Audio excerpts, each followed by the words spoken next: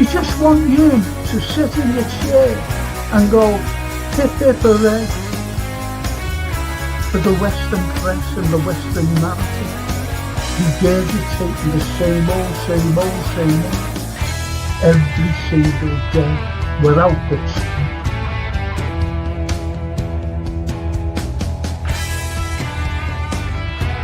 Please watch the first 2 episodes, the second series. Look at that. Absolutely fascinating. And it was the first time the Beatles had really stopped being semi-professional almost.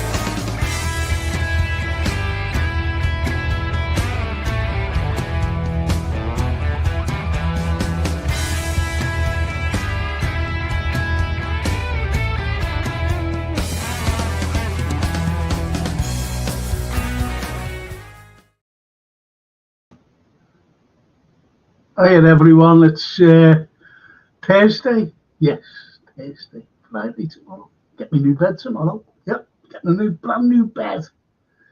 Orthopedic. I've been ordered to get it, to be honest. The doctor said, listen, if you can afford an orthopedic bed, get one. Because I've been having a terrible problem. And fully enough, my daughter was down today. She said, hey Dad, it seems that you've got no shoulders. She said, you're always forward. I said, I have to, because of my neck and the pains that go down, especially my left side. So if I'm hunched up, the pain stops somehow. Anyway, that's what she was saying to me.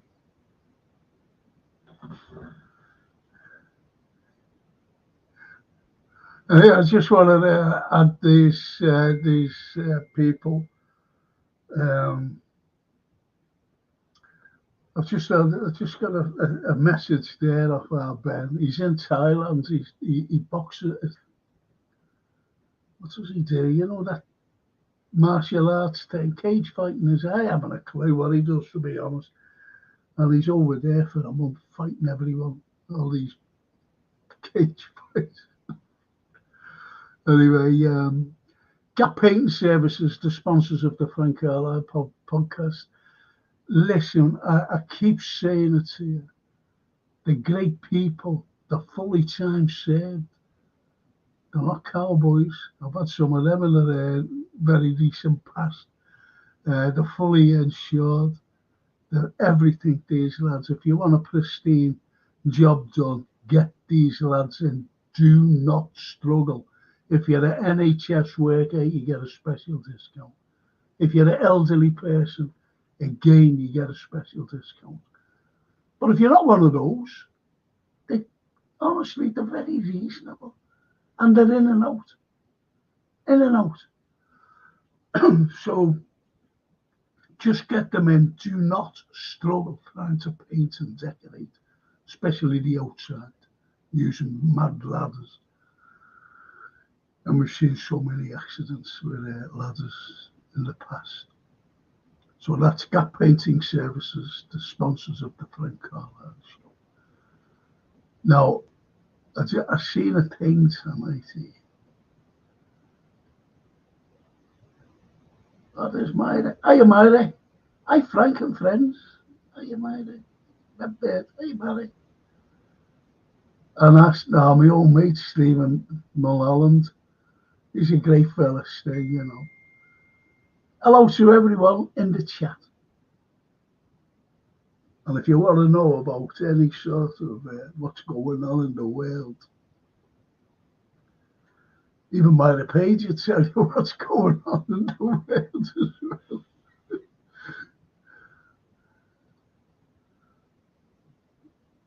Hi, Franco, Anthony, and everybody. Tonight's going to be very interesting, says Toscana. Excuse me. Callum, my Jota share came at, excuse me, this is ridiculous, this. You know what it is? It's because I haven't been speaking to anybody. No one speaks to me. No one even phones me. Don't get phone calls or nothing. Poor Frank. And that's why, a star comes up on me. But anyway, Callum says, my Jota share came. It's the home and away. It's home and away. And third top of last season combined them. Oh, great. That's great, that. Because you were all three, didn't he? Diogo. Edward. Hello, Frank and chat.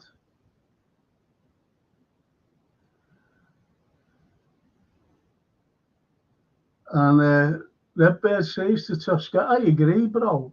Frank and Anthony do great. Thank you. Thank you so much for it. Now,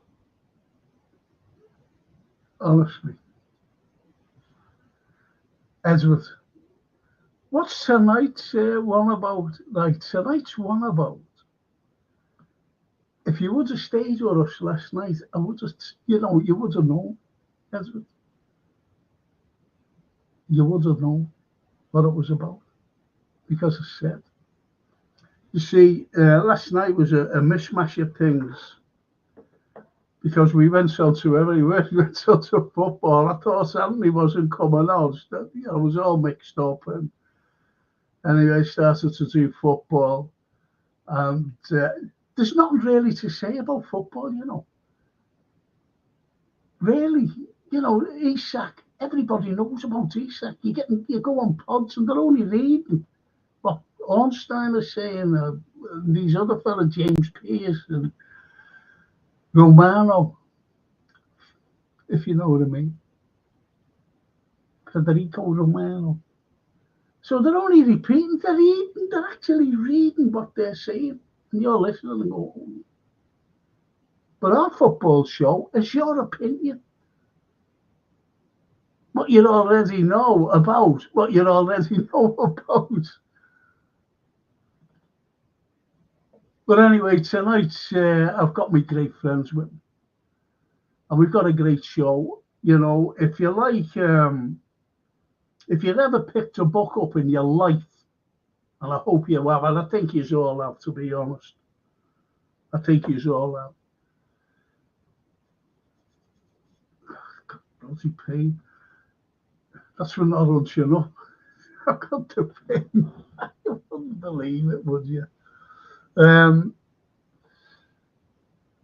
Tonight, if you haven't read a book, yeah, of course you've read a book. We've all read them. Even when you go away, on a little holiday, and you'll always bring a book with you, don't you, by the swimming pool or on the beach even, and you read it. Start reading it. I've read some cracking ones. I like autobiographical books, to be honest. Not autobiography, autobiographical, simply because the autobiographicals are written by, the person themselves. Biographies are not. Second person and third person. They're telling you about, what they think they know. Whereas also, it's the person, first person, who's telling is a life story or her life story. I've read some cracking ones in my time, really good ones. I'll let you know on one night. So tonight is the history of literature, because the history of literature is no ordinary thing. It really isn't. You combine, look, whatever you do in life, you're inspired by somebody. You're inspired. You really are. It's like I grew up in an Italian household where they played. He's always playing Caruso on a little gramophone thing, and it was crackling, and so I grew up with him, and the likes of Mario Lanza. right, this great Italian singer. And, then the classical music, because we had a piano. And my uncle Frankie, he was unbelievable. He played all the classics. My mother was a great pianist. She played like, at the time, like Sinatra and Dean Martin and these people. And my uncle Ronnie, he played, like the modern music sort of thing, because he was the youngest in the family. Me, useless, useless, playing instruments. When I was in a little school there, when you got instruments off the teacher, I got a little triangle. Never got a tambourine or anything. Ding. That was me. That was Frank and his musical ability.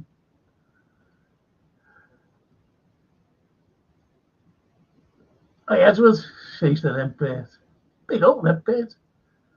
Redbird. History of literature. Thank you, Redbird.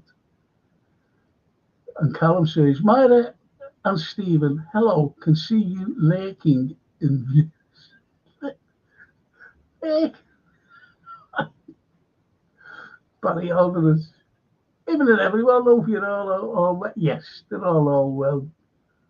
I just hope that they don't go because it's not football. How's your Myra, says Callum.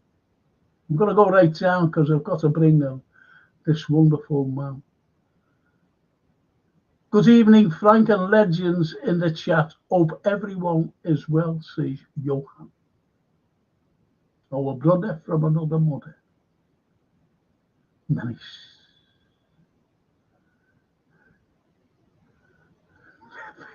Johan, you little devil, you.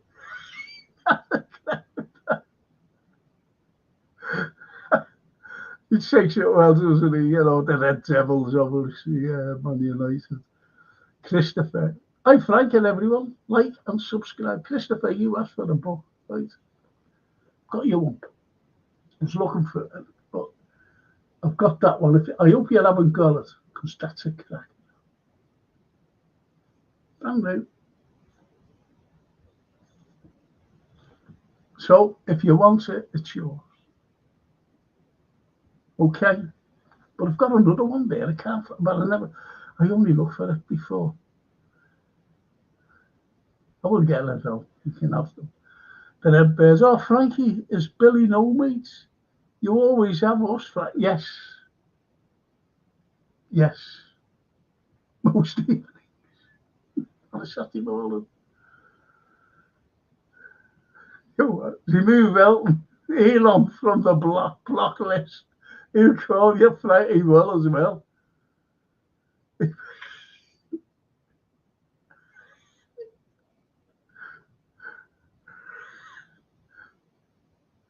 Christopher says, I've read Janet and John spotted. Don't forget to it, don't I? George said. Good evening, Frank. I'm looking forward to hearing tonight's show. Thank you, George. Thank you. And they're all letting on to one another. And Toscana said, I've been rushing around all day, so I could be ready for 7 p.m. He says, I love me, Toscana. Joe Franco, hope you're well. Yes. Si, signora. Molto bene. Molto bene. Io molto bene. Hello, chat. Hope you're all well, says Bella. George said, the greatest gift of my father ever gave me was a complete set of children's Britannica encyclopedias. That gift in 1960 led to a lifelong love of knowledge. And that's brilliant. That is brilliant. Honestly, it's just lovely.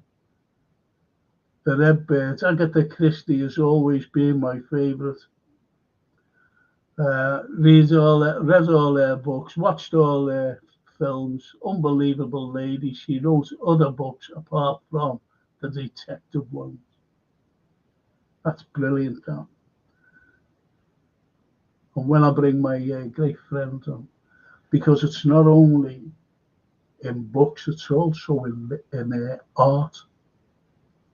Honestly, believe what's in art. And there's my great friend Anthony.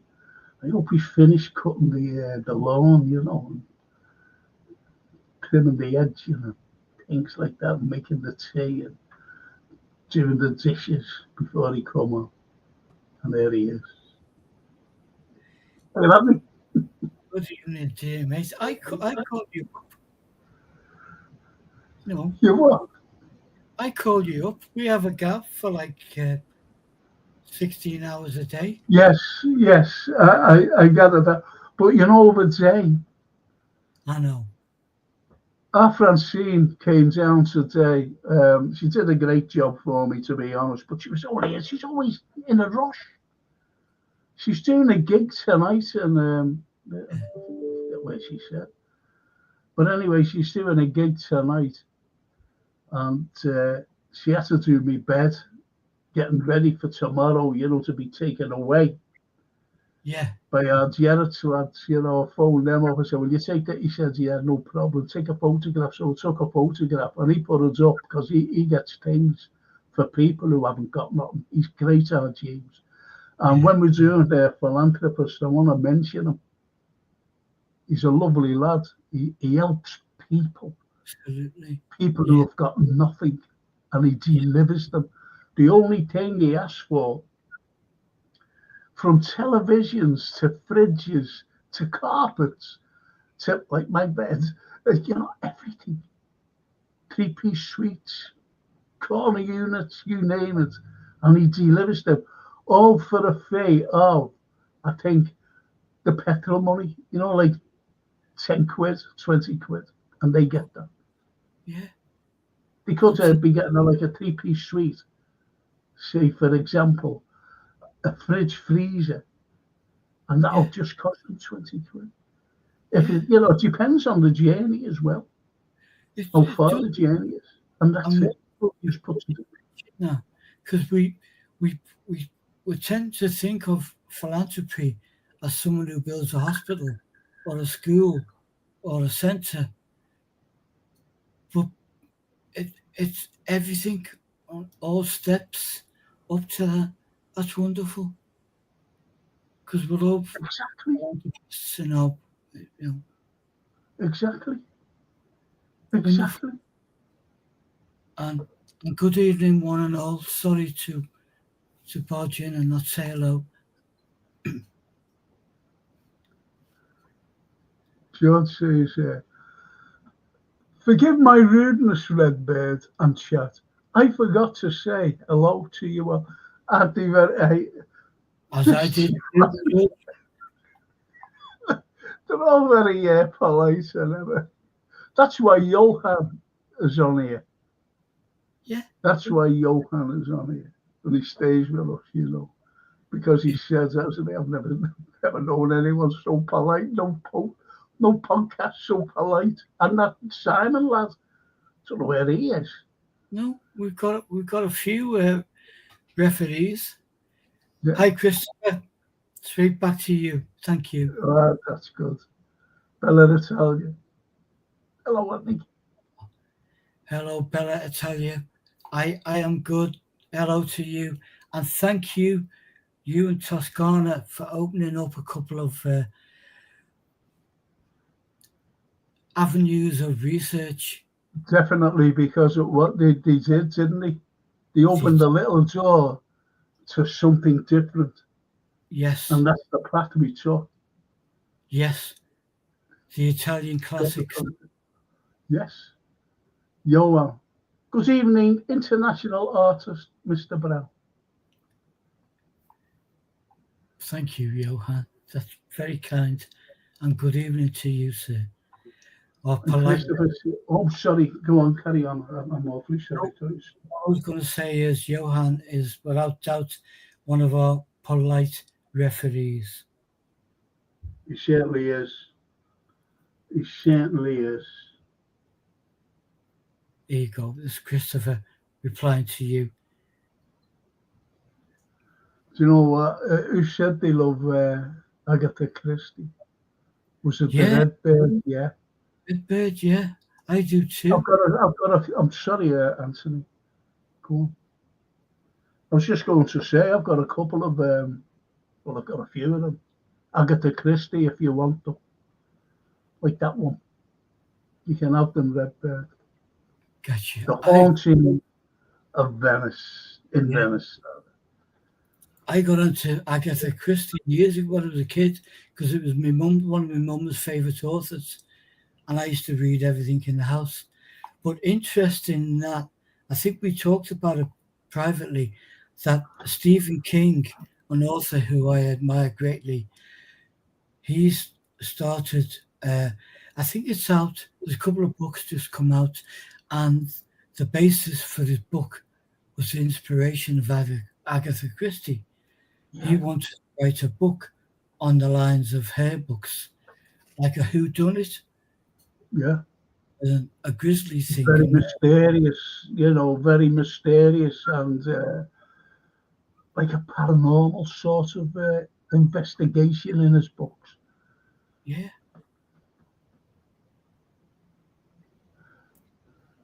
I'd love that book. You've got it, and I'll look for the other one as well.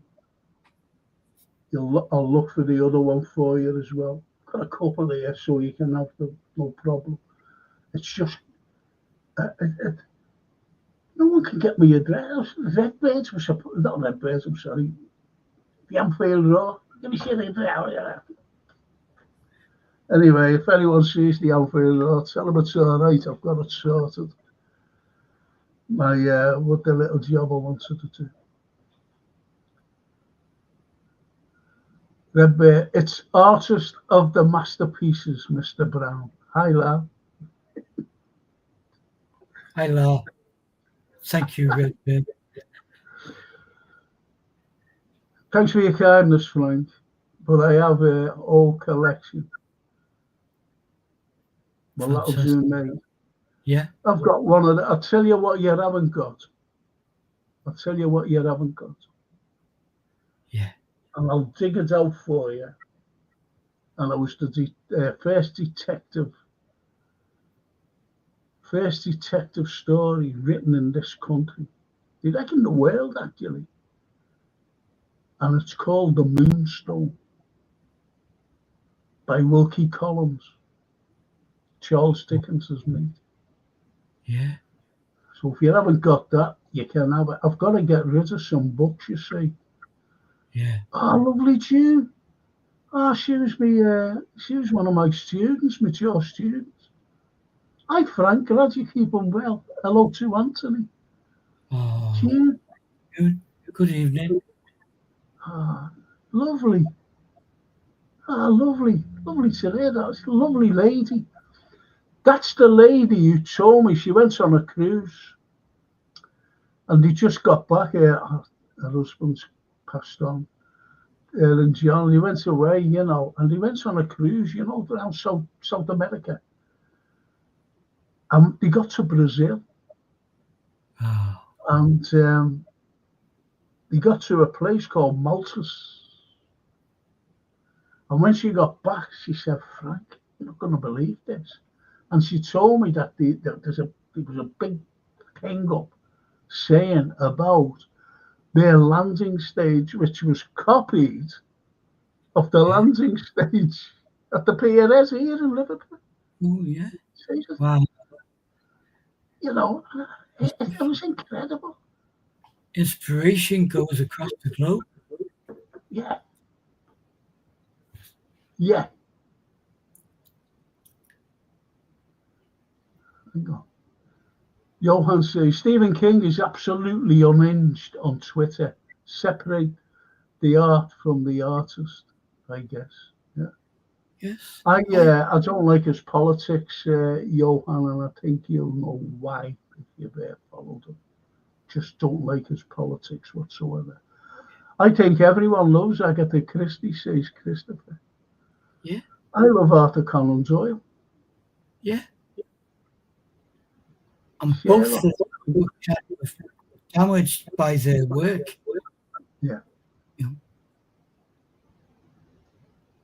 And the Redbird says, Johan, and that'll be to you as well, Anthony, I'm telling you. I reckon Stephen King is on the dark side. You wouldn't Yeah. Coco. Maybe that's what makes it work. It's like, Yeah. you know, many No, greats. I agree. Yeah. I agree there. I agree, totally agree. Yeah. Because we know from going back to across the centuries, really, that the ones that are dismissed as odd are the ones that prove to be the most glorious.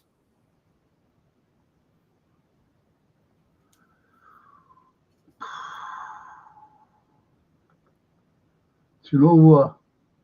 I read that ages ago. George, may I recommend a book to the assembled? It was passed to me for my approval.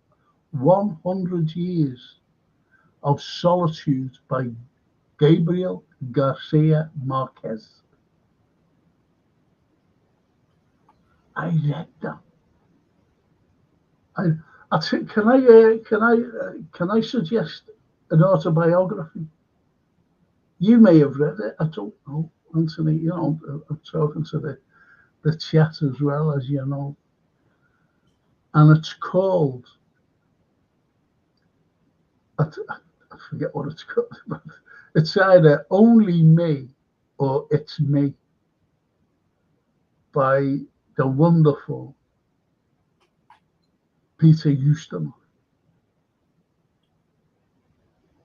I was reading it, you know, and you know, part of it, like in the Second World War, you know, leading up to the Second World War, and they wanted him to be an officer. And what you just got to read what the officers were training about, and he said, "Can I leave a resign me commission? I want to become a private." It's true that. I was lying on a sunbed in Sorrento somewhere, and I was there, and I was shaking. My one went like that. The sunbed's shaking, and she said, "You're just laughing out loud." I said, "I can't help it, you know." I had to stop reading it. But you know, when you start thinking about it, just lying there, like that, you start back. Yeah, what an endorsement for the book. Fantastic. Oh, What a brain that man had. What an intellectual he was. Wow. He was a joy to watch. it's honestly, brilliance, great performer, great raconteur, honestly. George Shet says Redbridge, the book, is a strange mix of fantasy and surrealism. Realms of Stephen King again. But yeah. Stephen King. You know, when you read something like that, there is so much. It's like Huxley. You know, I was reading him, but he was too heavy. And I think sometimes when he started writing, you know, and getting back to it, he was drunk because he couldn't half drink the same man. Oh, this is a wonderful portrait by the most brilliant William Blake of his wife, Catherine, who was his rock in the years they were together. And people ordinarily ask of a partner, of someone who paints or writes music or whatever, oh, do you play or do you paint or do you do this? She didn't particularly do any of that, although William Blake taught her how to etch and how to use a machine. And so she was every inch his studio assistant throughout his whole career, and support, and a remarkable woman. And I don't know, we should get into it now. I'll wait a while, but um, as he was frantically working on his last piece of work, he knew he was gravely ill, and they had spent their last shilling buying a couple of pencils, and he nearly finished the work, and he looked at her and he put the pencil down and he said, "My darling, you have forever been my angel. I should draw you instead." And he did. And then shortly after he passed away, never finished the commission. But it's a remarkable human side that we don't normally see of the greats. And I love that side of it. And you put me onto so much of it, but it's just fantastic because it rings so true to me. See, again, what you've got, around the time, there's a great French philosopher. Well, he was Yeah, Swiss born, but he was brought up in France, named Jean-Jacques Rousseau. And yeah, Jean-Jacques Rousseau went around France, and he was going into these villages, and he was listening to the elders. He said some of them are very wise elders, right? But he's seen what was going on in the villages, what was going on, people struggling. And then he goes to the towns, then the cities. And he looked around. He said, this is crazy. This is crazy. Because people were terrified to say something. They really were. They could be dragged away and put in the Bastille. And this is what it was all about. It's like today. yeah. You can't open your bloody mouth. You The can't. freedom, even that Jimmy Crump, he's come out and said to Starmer, your freedom of speech is gone, mate. Your freedom of speech. But anyway, he came out with one of the great quotes of all time. Man is born free. However, he is everywhere in chains. And you can't break away. No one can break away from those chains. And it's No. just like William Blake. Yeah, Now, William Blake, he was the very first to give a social comment because it came from the metaphysical poetry. He was one of the first in the Romantic period. And he was just, he seen the way kids were being treated. Being treated. And I want to read a line from a poem by him. yeah, And it shows you what was going on at that time. Can I read it? yeah. Because I want to get this spot on. Excuse me, I have to put my glasses on. Excuse me.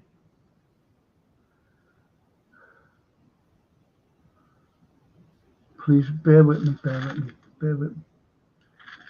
Bear with this. Just bear with me on this. Yeah. I just say I know it, but I just want to make sure that I've got it right. But most through midnight, this is about London, by the way. I wander through each chartered street there where the chartered Thames does flow. Right, so, but most through midnight streets I hear how the youthful harlots curse. Youthful harlots curse.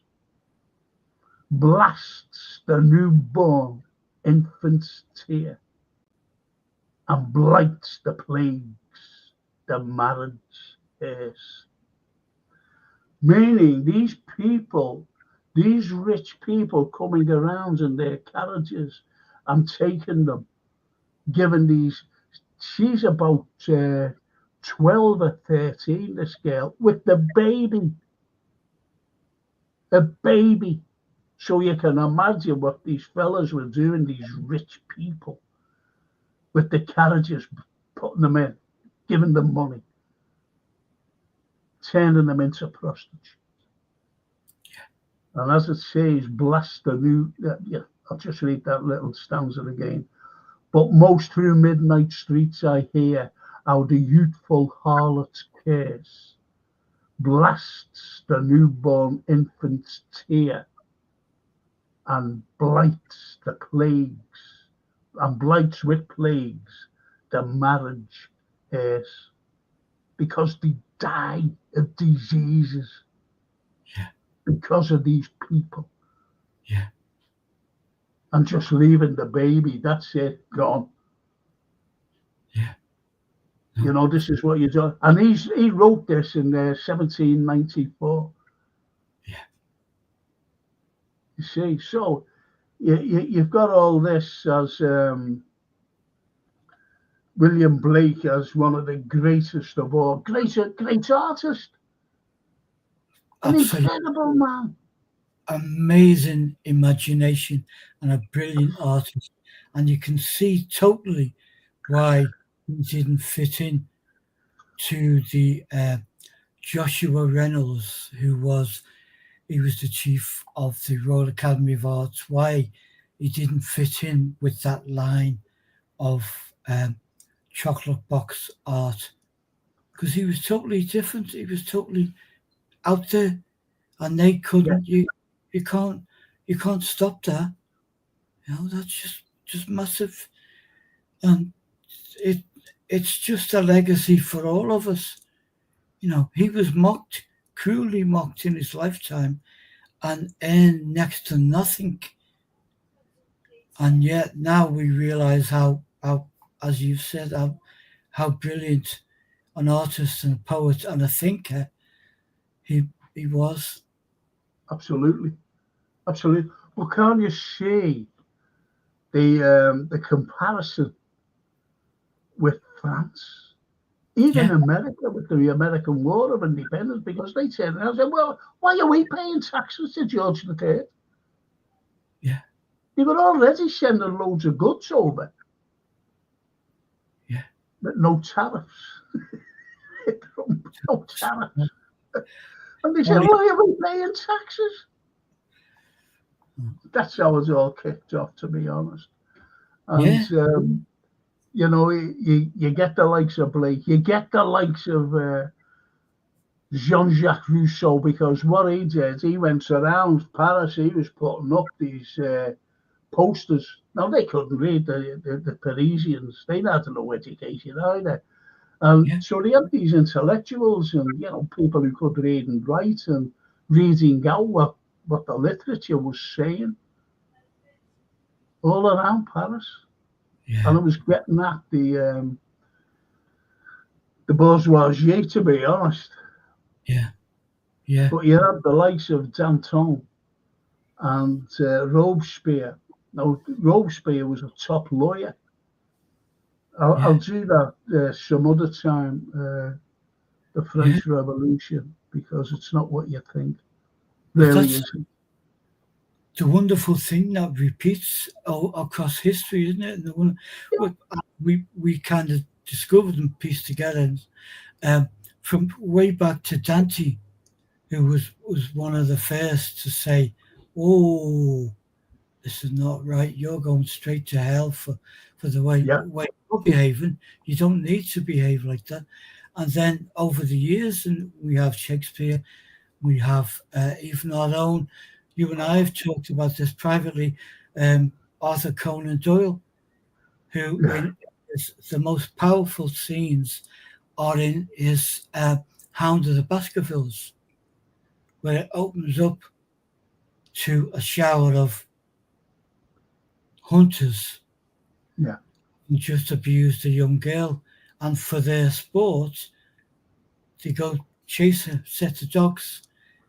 And Well, he that's was, what I mean. They never made these things up, you know.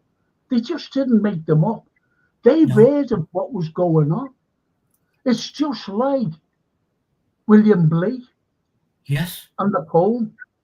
You yeah, know, you know, a little baby crying, yeah, a little baby crying, and he sees the carriage of this gentleman, so-called gentleman, and he calls it a hearse because it's a death trap for these young girls who are yeah. 12 and 13.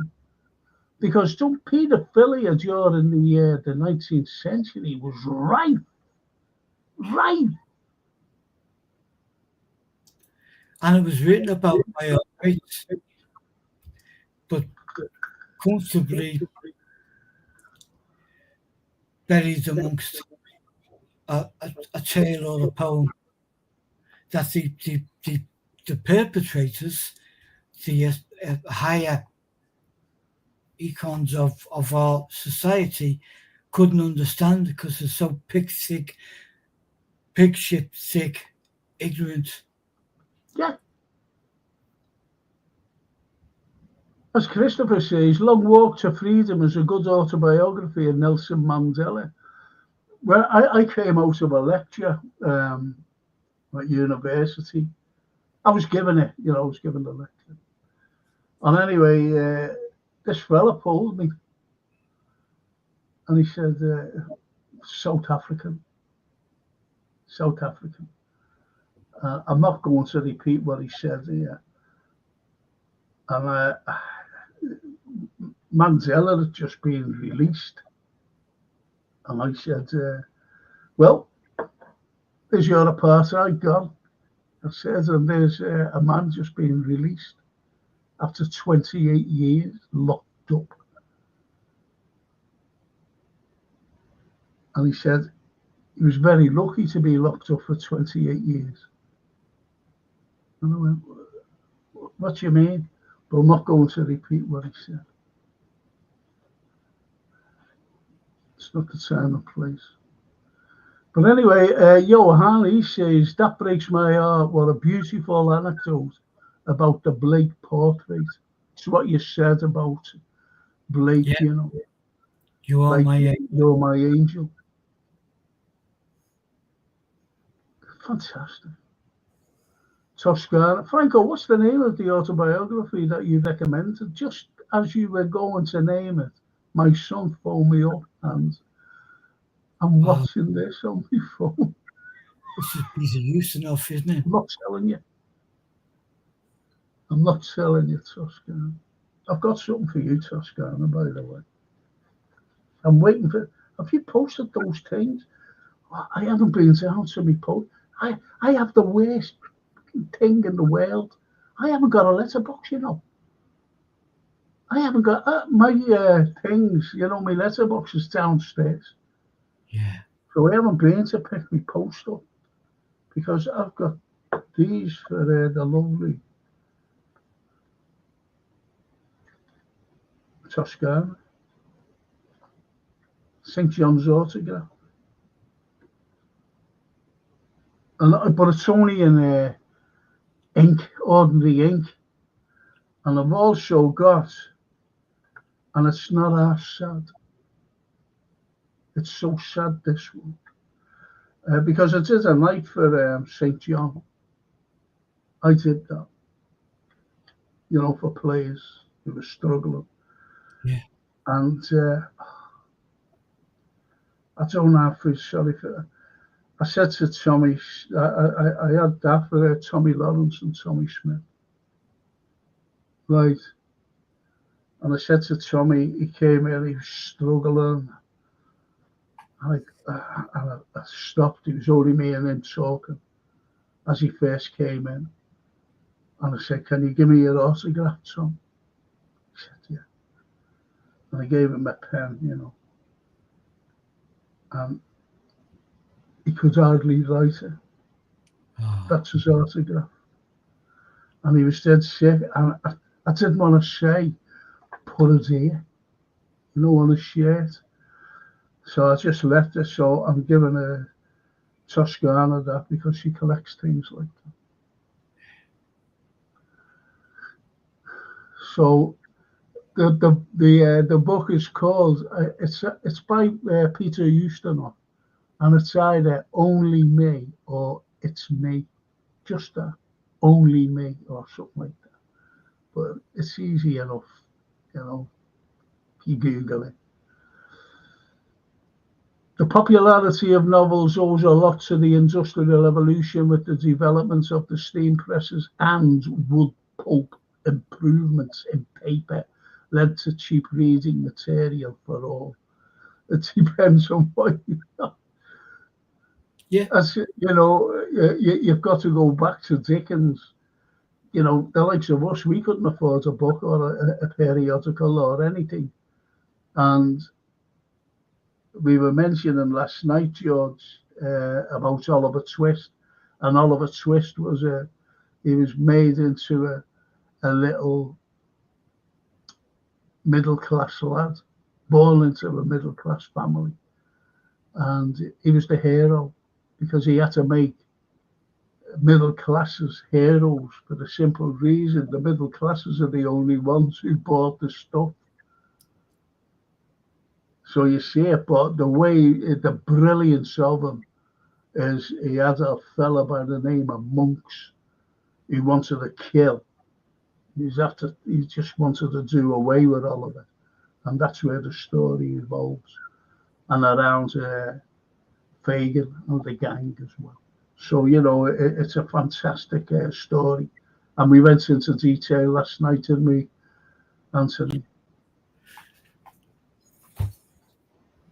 Isn't Johan great? DMA by Peter Houston. Well, there's something about me. It's only me, but honestly, it's so fun. And it tells you just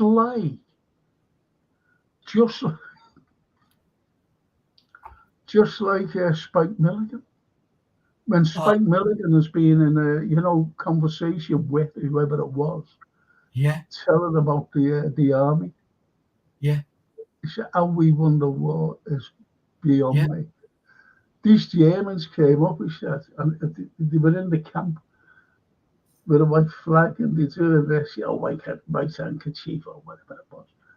And he came and the British officer dismayed you are they Germans? He said, yeah, the Nazis. He said, and Spike Milligan says he went over to them and he said, we were expecting lock them up, get them out. And he went over to the Germans and went, shoot, go away. Shouted we win the war. And when he first met Harry Seacombe, he said they were all dug in foxholes and it was on a hill. He said this, this, one of those guns on wheels, that came bouncing down. And some fella, he says, this fella was running after him, shouting, stop. Harry Seacombe. Harry Seacombe shouted up, didn't he, to hell? And Mike Milligan said, have you seen our gun? He said, what colour was it? Just wonderful. You can't wait. But there's George put up a good but it's true, Anthony. We talked about this book a couple of months ago, didn't we? Yes, we did. How we were both touched by it and laughed by it. George said another great memoir published in the early 70s was Greta.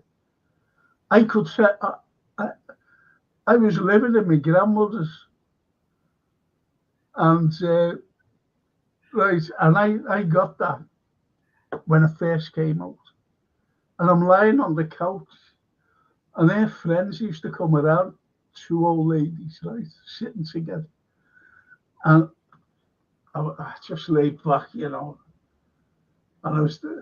they thought I was asleep, so I'm just lying on the couch like a big dope, like a big potato pig, and my grandmother went, I think there's something wrong with Francis, and the little mate went, why, what's wrong with him? She said, he keeps laughing.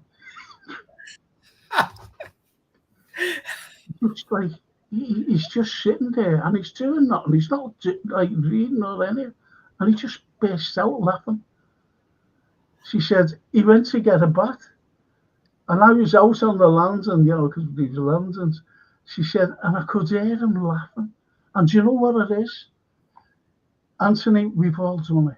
Do you know when you've got on a bus and someone said something dead funny from the night before or the day before or even ages before, and you're just thinking about it because you're sitting there bored out your little mind, and you start laughing to yourself. Something, yeah. That's what I was doing with the moon and balloon. Honest to God, this is honest to God, this is genuine. This is coming from an ex-altar boy. This is true. I was in Sorrento, and in Sorrento, there's no beaches whatsoever.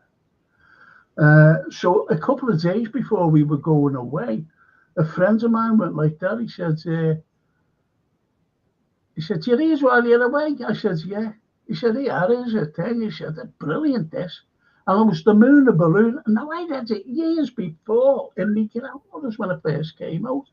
I said, oh, I'll take that. I said, I'll read that again. Yeah. So anyway, he gets over. We couldn't get by the pool.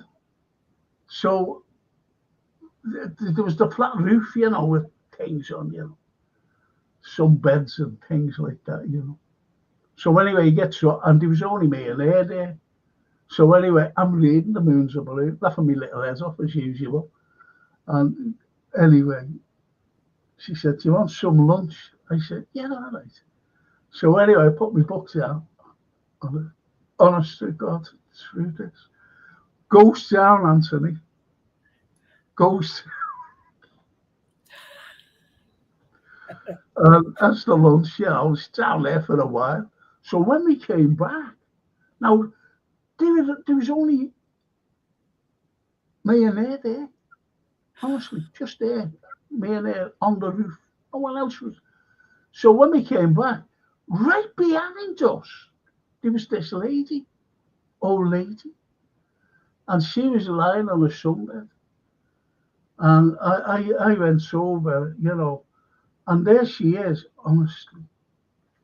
There she is like that, right? Reading like that, right? And it was the moon's a balloon. So I went over to her, excuse me.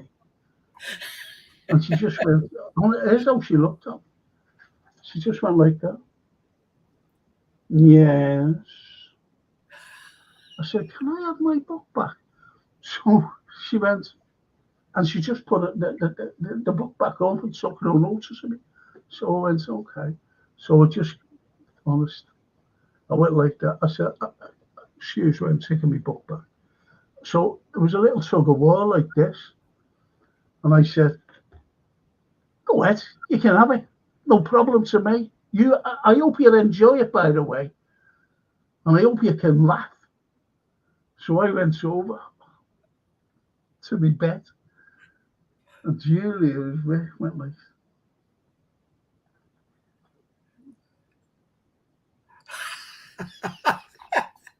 I went, where was you? She said, under your towel. Under your towel. And I'd only been there 2 days. And I was there for 2 weeks. And that lady's just got there as well. And for 2 weeks, I was groveling every day to that lady. Groveling. Grovelled. It's a shame. Oh, what chance in a million would that happen? Anthony, honestly, so funny. I always think about that as well, like, like one of them embarrassing moments, you think of and you go, oh, you cringe. That's one of them. Well, So George says another great memoir published in the early 70s, The Moon's a Balloon by David Niven, a truly funny look at the golden age of Hollywood cinema. yeah. And he too was a great raconteur on the TV. His Loved him. story, he was amazing guy. And Bella says Martin Luther King Jr. I had the fantastic man.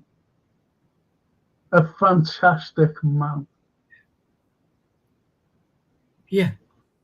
But the CIA needed to take him out, and they did. Yeah. I don't believe James Earl Ray killed him, I think he was set up. And is Martin Luther King's son and widow and family went to visit James Earl Ray in prison, and he told them, and they said, we've no reason to disbelieve you. Yeah, we don't. And they brought a book out, which is still, I forget the title of the book. I'm sorry, guys, but I will research it. But you can buy it on no one will research it. Amazon and eBay. And the son, Martin Luther King's son, brought this book out saying, this is what we think happened to my dad. And it's still available. You can get it for about a tenner. Yeah.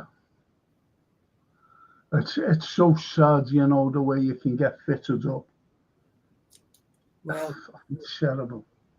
You've talked about it many times, and we, the lies that become facts and then become history. How do you dislodge that?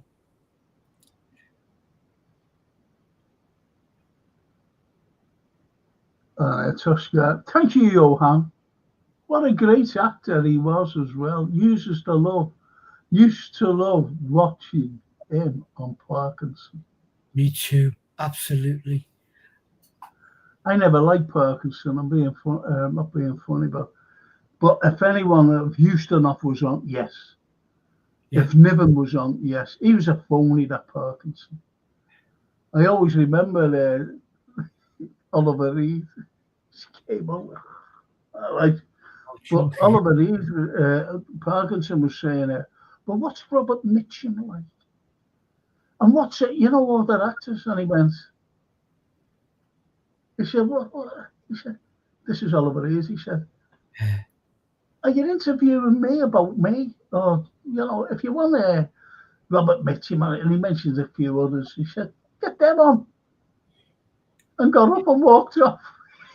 Yeah, well, got up and walked off. Kind of would you yourself? I mean, yeah. I love Parky, and I love him because of the quality of the guests he had, certainly in the early days. And then when the BBC started to pick them, someone who was selling a book or a pair of shoes or whatever, then it started to go a bit wrong.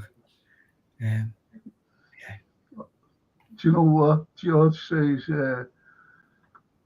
Sad I missed last night, Dickens, and he remains my favourite. Like, don't be worried, we will be talking about Dickens. We were just talking about one particular novel. Yeah. Which was Oliver Twist. So we will be doing him, we haven't forgotten him. He's done so many, if you know what I mean. And George says, superb fight. Spike Milligan, Hitler, my partner is down for great read. Yeah, it was brilliant. It's one of them read on the bus because your shoulders are going laughing. My grandmother, to a little mate. God love him. She said, you know, the old lady, the mate. Oh, God love him. God, it was soft. That too is power of literature. I mean, the beauty of literature across history is that it generates emotions, Yeah, sadness, positivity, happiness, joyfulness, yeah, and takes totally out of a world which might be dark and then brings us into this light. It's what a beautiful thing to have done something and, still have it exactly. taught centuries Exactly. after.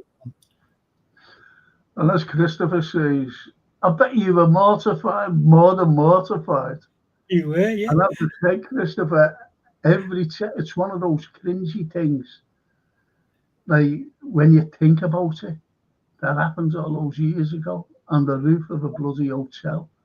Yeah. I just cringe about it. But I did grovel, you know. And even there, she said, and I said, well, save your life.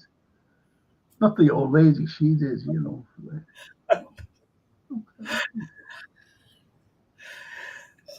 She might have forgiven you now. And Joanne says, happy speechless as well. Thanks, Joanne, for supporting good old Frank. Oh, And he carries out, they are, look, Growing Up King, an intimate memoir by Dexter Scott King, the book Anthony was referring to. Growing Up King. thank you, Johan. Thank you. Great, isn't he? As I said, I was talking to Francine today, and she brought this fella down. Like the both of them are doing gigs, same gig. I think she's only along here by me. I think so. She opens up the show, you know. Anyway, it's the first time he said, I'm made up to meet you. He said, I've been wanting to meet you for a very long time. I said, thanks. But he's done a smashing job, you know, me ring to get everything ready for for my new bed coming tomorrow. Yeah. And he said, what you do? He said, I never have, I never have any time. I said, well, this is what, and I showed him a few clips of us, you know. He said, I love history. That's why I've got your DVDs. He said, I love history. So anyway, he said that he'll look at, you know, the recorded ones. He said, can you get, I said, yeah, they go out. I said, you can always just have a look at them whenever you want. Yeah. So I showed him how to get on, you know, my site. I said, yeah, look. I said, anything. He said, great. He said, I love that. See? So we've got a fella. Brilliant. Isn't that lovely? Isn't that nice, though? That is great. Yeah.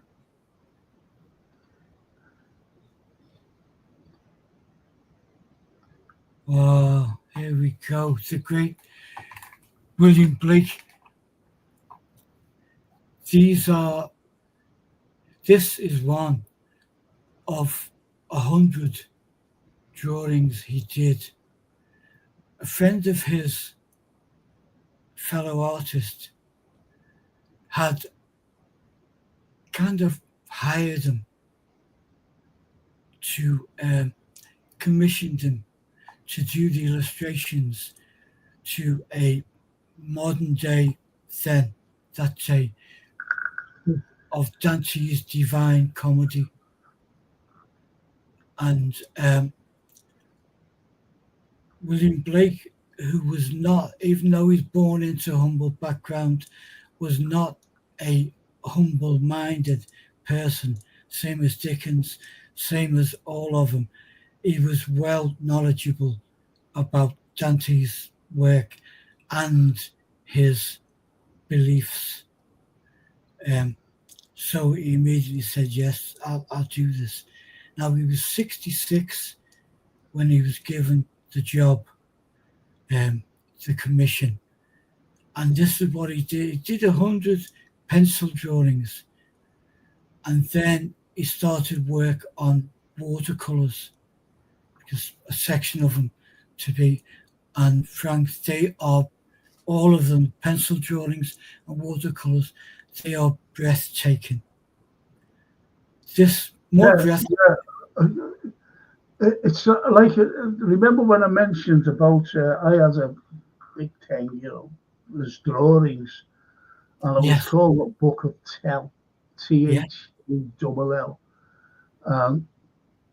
Lent it out, and they never gave me it back. I don't know who it was, Do you know when you lend things out Oh, and you yeah. forget it, and they never, they know that it's mine. Yeah. And I said, listen, give me that back. Don't worry, I will, The things I've lost through that, and it's sad. It's sad because I could have given it to Jason for him to put up things like this. Yeah. Incredible. And, it's about hell. But he said, more or less saying, because of his book of innocence and poems of innocence and experience, he said, we're living in hell. He mentioned the poor, the kids. Yeah. The kids. You've only got to look at an opening line. My mother groaned, my father wept into the dangerous world I left. Now, the dangerous world is infant mortality, as I mentioned. Yeah. And, the dangerous world, he could die, the baby could die within a matter of whatever. And, the day, if he survived the birth and, going into infancy and little junior kids and whatever, the world is dangerous. Even if he grew up into adulthood, he had nothing to look forward to. The only thing that he could look forward to was the army or the navy, where you were sure to die anyway. Yeah. Or become maimed. Yeah. Because there was lots of maims. I remember as a young man, late teens, whatever, going to pictures, and we used to see, and every time I think about it, you're not thinking about it at the time, but when you just go, these men, they had a bugle, they had a big drum, and whatever, even a tambourine, and they were playing music, and they used to go around to the queue getting money. They were all veterans, got nothing. Yeah. Veterans from the Second World War and the First World War. No limbs, no. Yeah. So this is the way it was at the time. But you had the great commentators. You had these wonderful writers. You had the likes of, look at the Brontes. Yeah. Look at Charlotte Bronte. Yeah. She wrote an autobiography, a semi-autobiography of herself. Yeah. What she wanted to do. Because they seen children as fodder for everything, what Blake says, for the prostitution and whatever. Yeah. And they seen them, for fodder for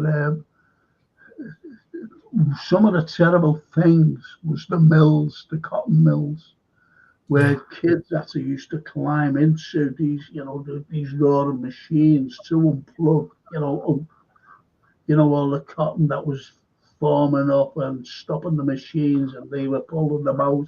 And once the machines started to go, they were terribly maimed. Yeah. They had chimney sweep. Yeah, sending children into the machines to Yes, rectify. yes. So, The chimney sweeps. What about Blake wrote about them. yeah, Blake wrote about these chimney sweeps. A little black thing among the snow crying, weep, weep in notes of woe. Where are your father and mother say? They have gone up to the church to pray. Because I was happy and dance and sing, they thought no misery before me. You know, things like that.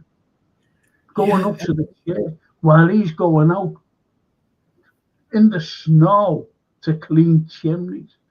yeah. And To what clean, you said then about them being commentators is exactly right. That's a word that we kind of diminish now in the age of TV and video and everything else. But these were the first people to tell you what was really going on, whether it be in warfare, in, in life, in school, in poverty, the differences to later classes. It, what would we know without these people committing that pen to paper? do you know exactly? And when we mentioned about Dickens last night and his background to bring in, the seeds of Oliver Twist and the birth of Oliver Twist. Now, Dickens didn't know what happened to that boy, that little baby being born. He didn't know what happened to him. Now, just imagine if he would have found out about him. I wonder what he would have done. I wonder if he would have wrote something, He would have, the yeah, annals of A Tale of Two Cities or something like that, because yeah, that lad escaped certain death yeah, at Brownlow Hill Warehouse. He climbs over the wall. I've written a play about it. yeah, And he climbs over the wall. And he made his way to Lincoln. Lincoln, of all places. He must just ended up there and he joined the Lincolnshire Regiment. And I'm putting this in a nutshell here. And this sergeant, this came up to the sergeant major and said, colour sergeant he was. He said, I need volunteers to go and rescue the good captain of the regiment and his wife and children and servants. Now, he volunteered, this lad named John Kirk, Oliver Twist, and he went with a few others and they rescued from 2,000 Punjabis. He rescued them, the family and servants. Anyway, they were mentioned in dispatches, especially him, because he did all whatever. And he was awarded the Victoria Cross. Right? yeah, The problem he had, and it was proved recently that he suffered from a debilitating disease, narcolepsy, where you just fell asleep or you slurred your speech. And this captain of the regiment, this is while he was back home, said that he was drunk on parade and he was slurring his speech. So he court-martialed. And this is just days before he was due to receive his Victoria Cross of Queen Victoria. Back in the day, if you were court-martialed, you were executed as a warning to others. You were executed. So anyway, he was found guilty. He said he can't execute him. He hasn't received his medal yet. So as soon as he received his medal, right here, here's your medal. Put his medal up. As soon as he received, put the medal up. And he walked out the portals. Portals were shut. An officer went over to him, took his sword, broke his sword. Kirk's sword. Took his medal, confiscated his medal. And instantly dismissed him, dishonorably discharged from the army.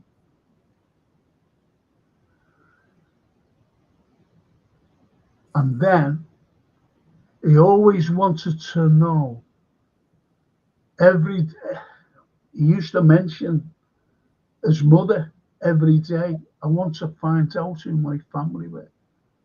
I just want to find out. I must have a name. I must have a real name. He said, when I leave the army one day, I'll find out who it really was. Makes his way back to live. He's penniless. Some of the soldiers said, gave him a few bob. He said, where are you going to go? He said, I'm going to go back to Liverpool. I'm going to try and find out who my mother was. He made his way back to Liverpool. It's dead, obviously. And must have been days trying to get it. Because it took like 3 days on a coach from London to Liverpool. And I'm just going by there. I don't know how long it was taken from Lincolnshire. But nevertheless, he got his medal in London, made his way back. And he went straight to the workhouse where he was born. Because he had nothing. He had nothing. He even had to ask where it was. And people pointed in the right direction. Knocked on the door, the workhouse door. He told them who he was. That, he went away. They seen that he looked sickly. Because don't forget, which I never mentioned, for the punishment, he was given 50 lashes. 50 lashes. For being drunk on parade, which he wasn't. He was suffering from narcolepsy. So when they brought him in, and they brought him down to the corridor, and they sat him on, well, it wasn't a corridor, it was just a big, massive room with beds in. And they sat him down.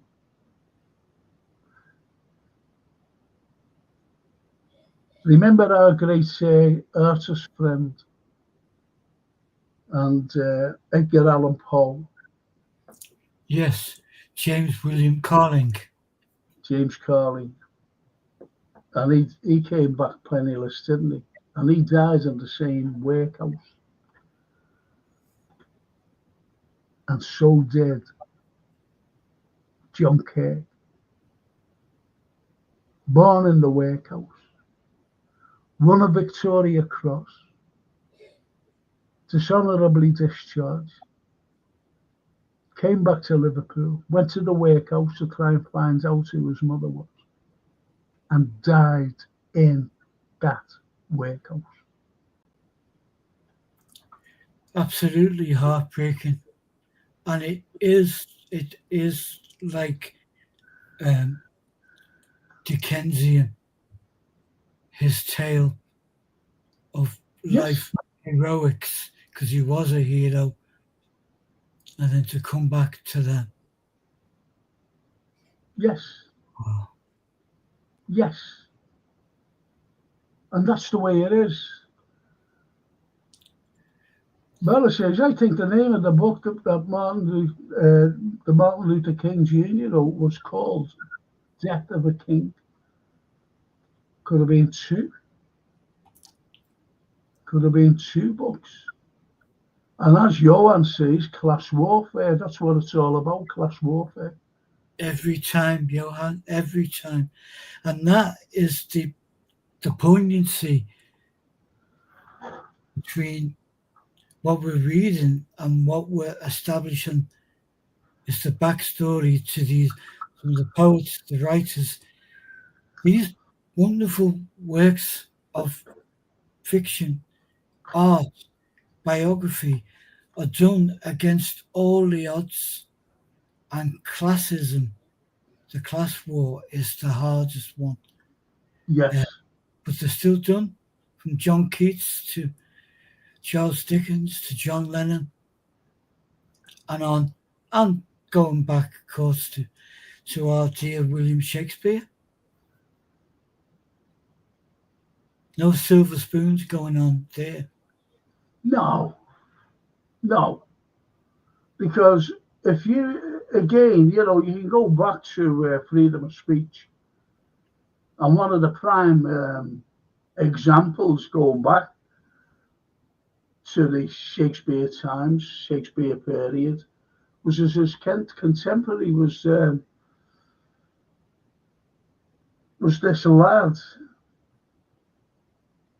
I'm going to put this. You weren't supposed to write about the devil back in the day, or woods, or anything. And this lad went against the convention of writing. Anyway, Christopher Marlowe was a wanted man.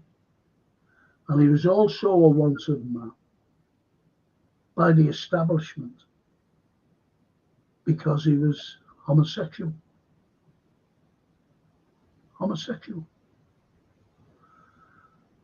And the agent said, the establishment said to this agent, pick a fight with him. Now, the freedom of speech was in plays as well. In plays. That's why the light, let me just turn around a little. Yeah. Right. Now, the likes of Macbeth. Now, that was written, that's my favourite play of all time. That's the greatest play ever written. Now, Macbeth, Scotland had nothing to do with us at the time. So he had written something about a different country. But he was having a go at the English, believe it or not, in this. Romeo and Juliet.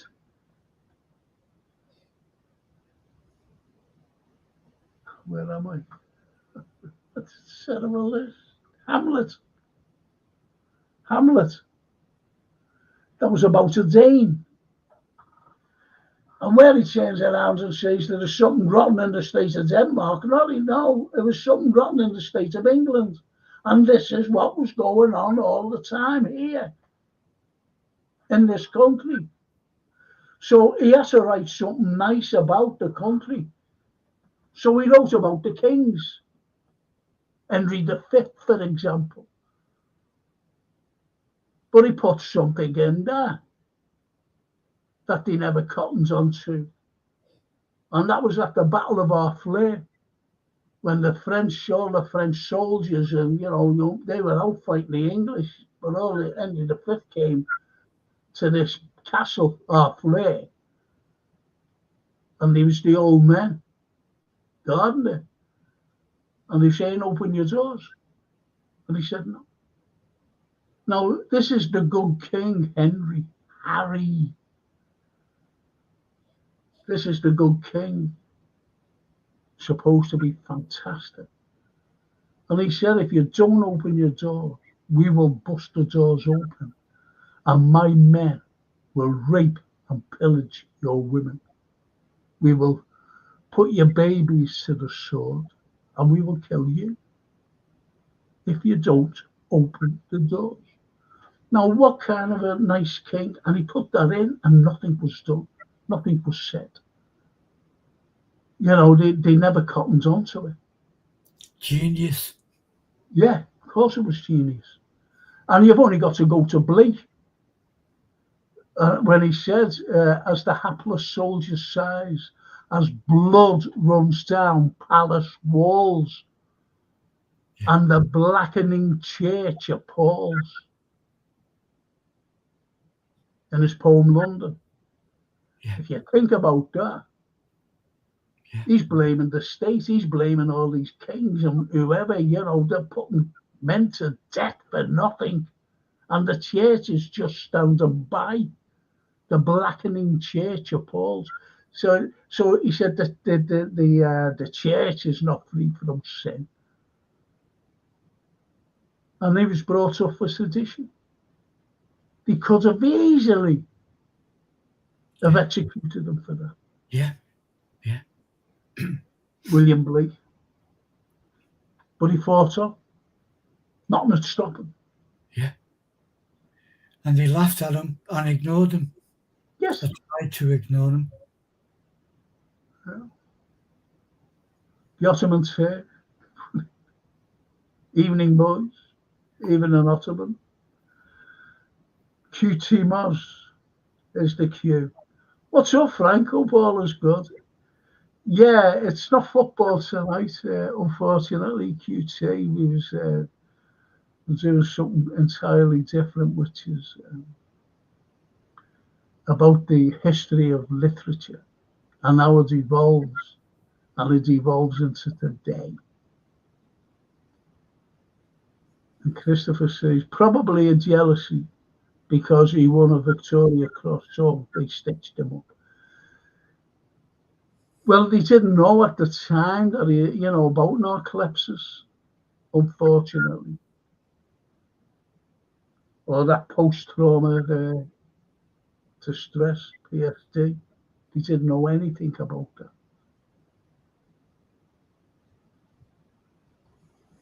But you could be right. Have you read Jimmy Case's book, Hard Case? A good friend of mine gave us a very good read, says Toscana. No, I know Jimmy.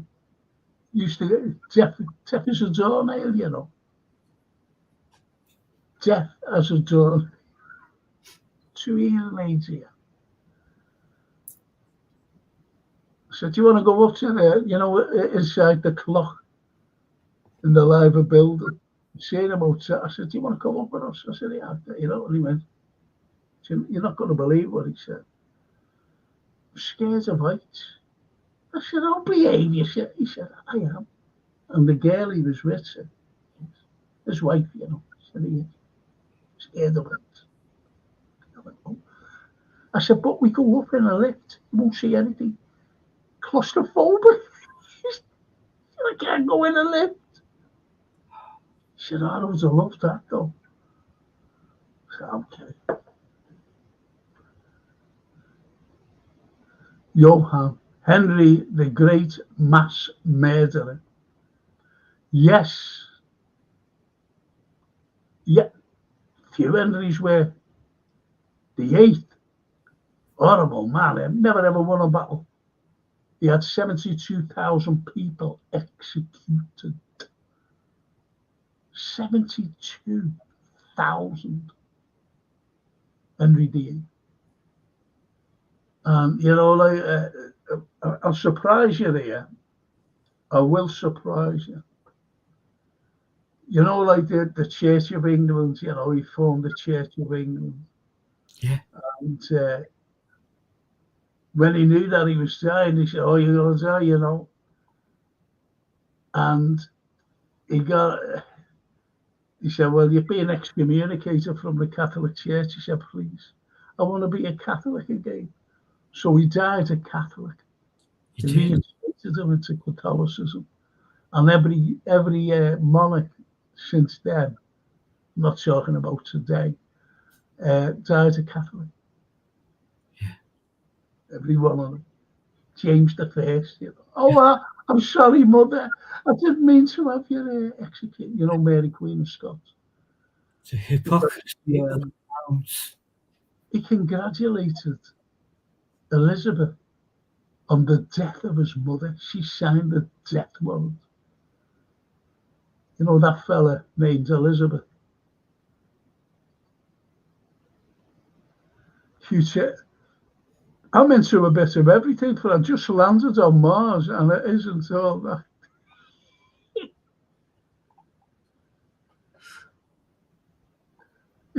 Good.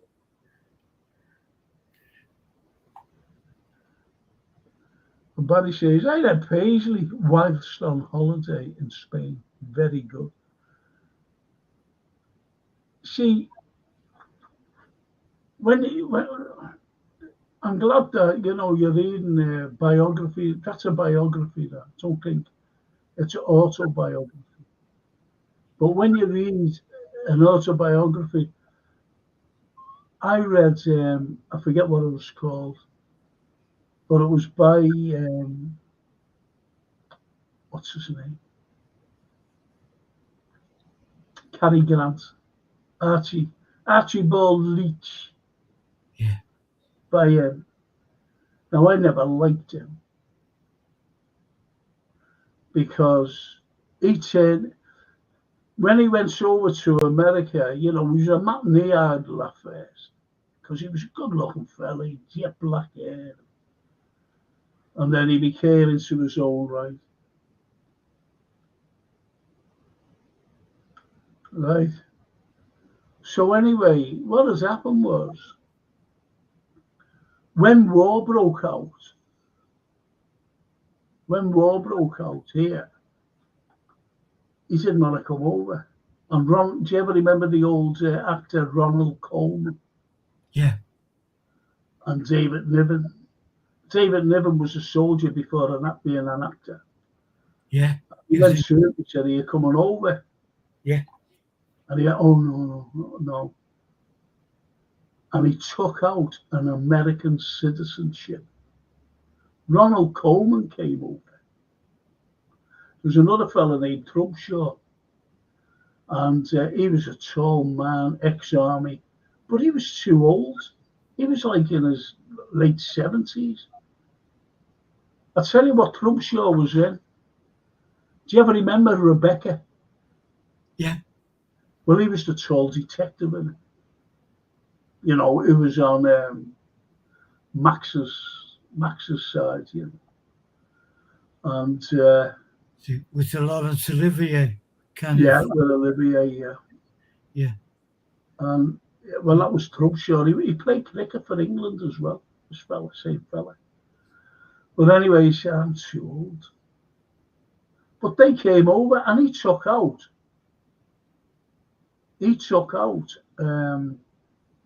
American citizenship. So but you know, like a couple of years later, they were involved in the war, and he did the over. I don't want to join it. He said that there was something wrong with him. To me, he's just a coward. See, that's underlines the Hollywood, which has always been crooked. But in those days, they would write a script to make sure their commodity, their actors who were making money, didn't have to leave Hollywood. No. So they're given a choice. Some of them went, some of them did join up, and many didn't. Some of them got murder, literally. And It's surprising, though, isn't it? Really, when you think about certain things, about certain people, for example. Yeah. Now, I've only got to look at that beautiful lady, great actress, beautiful looking, from Russian parents, by the way, Natalie Wood. Yeah. Natalie Wood. And her husband killed her. Yeah. Her husband killed her. And even the cop, I know he's 98 or something like that. Even the cops today, you know, Robert Wagner, that is. Yeah. The cops today say, you know, it's still an open case. And I was watching a documentary, and the pair of them are sitting there. They went, you know, he's done it, but we just can't get that.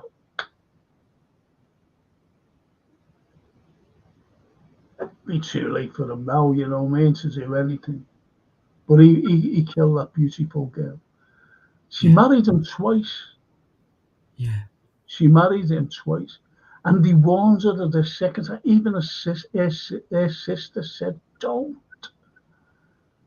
She was violated when she was 15, 16. And don't forget, they're minors in America at that age, minors. The minors here, to be honest. By Kirk Douglas in a hotel. Yeah. Never liked it either. George said, Frank, you're not too keen on John Knox's followers, are you? Why is his followers? George. John Knox. It depends on what John Knox you're on about, to be honest. Is that the clergy fella? Glad I put a smile on your face. Frank says Q. The Q. He's the Q, you know what I mean? He's definitely MI6 with that name, Q. He makes all the little, gadgets and everything to blow up the enemy. Q. James Bond. Johan, show business, baby. Yeah. That is show business. Oh. Yeah. Just got a book called Crime and Punishment by Fyodor Dostoevsky. Fantastic. That's it. When you get the likes of Leo Tolstoy and him, and Solzhenitsyn, and Chekhov, all these greats, these are the subhumans that the West are calling. The Russians, subhuman. Rimsky-Korsakov, Tchaikovsky. Well, we go back to Hollywood scriptwriting. Oh, One's the baddie, someone's the goodie. brilliant. Yes. Yeah, even Johan's got that. Great read, that. Themes are relevant today. Absolutely. Absolutely. If you feel pain, you're alive. If you feel other people's pain, you're a human being.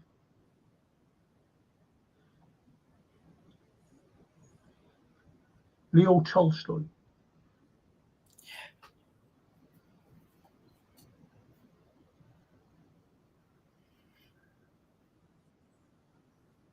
And Hugh says to George, love your display picture.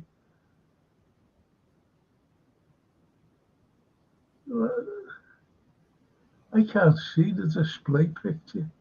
Oh, yeah, seeing it now. Yes, cracker. Just noticed that now, George. Well done, mate. Knox was, the religious fella, yeah. Knox was the Elizabethan Calvinistic or Calvinist lunatic. Yeah. John Knox. But there was another Knox, as well. See, it's like when we were talking about Christopher Marlowe, being assassinated rarely by an agent, picked a fight on him and just killed him. Anyway, the worst that was ever came out was under Cromwell when he became Lord Protector. Yeah. And he just stopped everything. He stopped everything. The only person who could write was Milton. Now, Milton,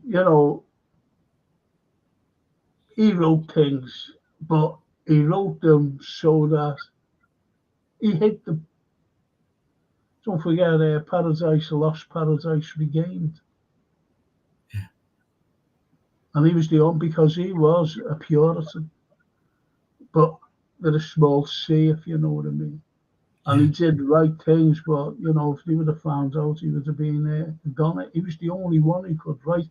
But as I've mentioned this before, could you imagine if Cromwell, or no, say like Shakespeare, Marlowe, every one of them, you know, Turner, you name them, all being around when Cromwell was there, they wouldn't have written anything. They wouldn't have survived, would they? No, they wouldn't have been allowed to. So we're very lucky in that respect. Yeah. And people say about Cromwell being great. No, he wasn't great. He stopped everything. He stopped you from having a drink, for example. He desecrated all the churches and all the abbeys. That's what he was doing. You know, they blame Henry VIII for most of the abbeys. Oh, he did it. Cromwell as well. He stopped playwrights. He stopped colour. You couldn't wear colour. I forget the fella's name. I forget his name. And even Shakespeare wrote about him, but you know, before obviously. And this, what was his name? Now, in Shakespeare's, there was a fellow named Malvolio,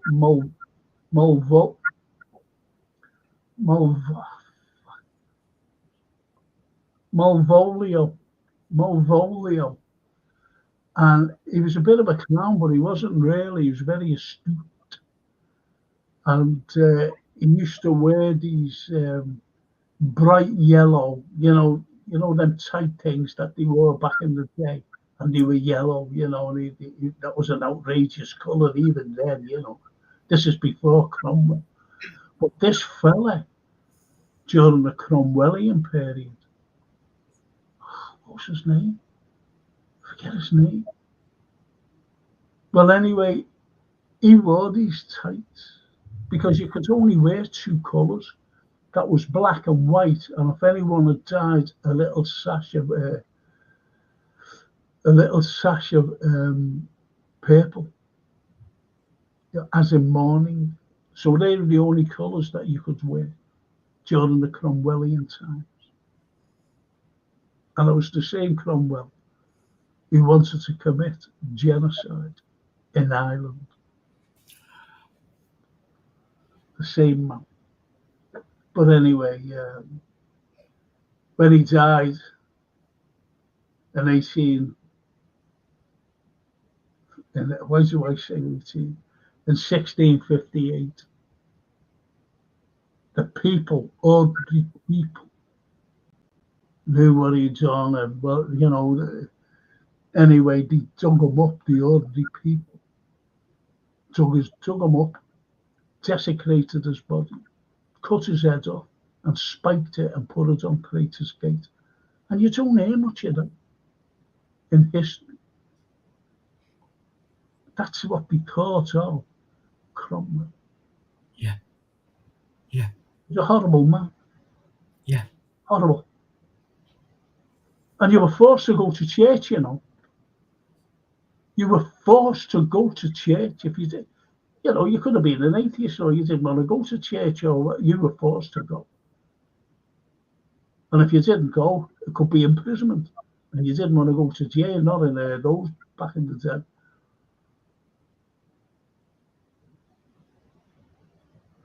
Packham chap. Yeah, he did. At the Royal Court. No, the Playhouse. He played it at Malvolio. Yeah, he did. Get in there. Well done. Yeah. Pat. He's our mate, isn't he, Anthony? Well, Yeah. he will. Yeah. Yeah. Brilliant photographer too. Greater stuff. People don't realise that Ken Dodd was a great historian. I told you how he tried to get me, didn't I? Yeah. He went like that. He said, He said, tell me. And he mentioned about, he said, do you know anything about Kirkby? I said, what do you want to know? He said, Simmons Wood. How, how did that get its name? And I told him about King John. So when he came up, he said, I've got a runner, because he was going around the country and he had this runner. No one could defeat this runner. And he said, if anyone can defeat this runner, you know, they'll get a reward, a big reward. This fellow went like, yeah, I'll have a go. Because, you know, he never just said, yeah, I'll have a go him over there, because they knew that he was a fast runner. So I said, you know, this runner. And he ran and he beat him. And when he got back, he said, what you need? And he said, it's Simon, your Royal Highness or whatever, Sire, whatever they called him then. He said, Simon, that is yours over there. And it was the wood, it was a big wood. Hence, Simmons Wood. And that's what I said to Ken. And he went, you proved it, you're the best. He said, I didn't think you'd get it. He said, no one knows that. Only you and me. I said, yes.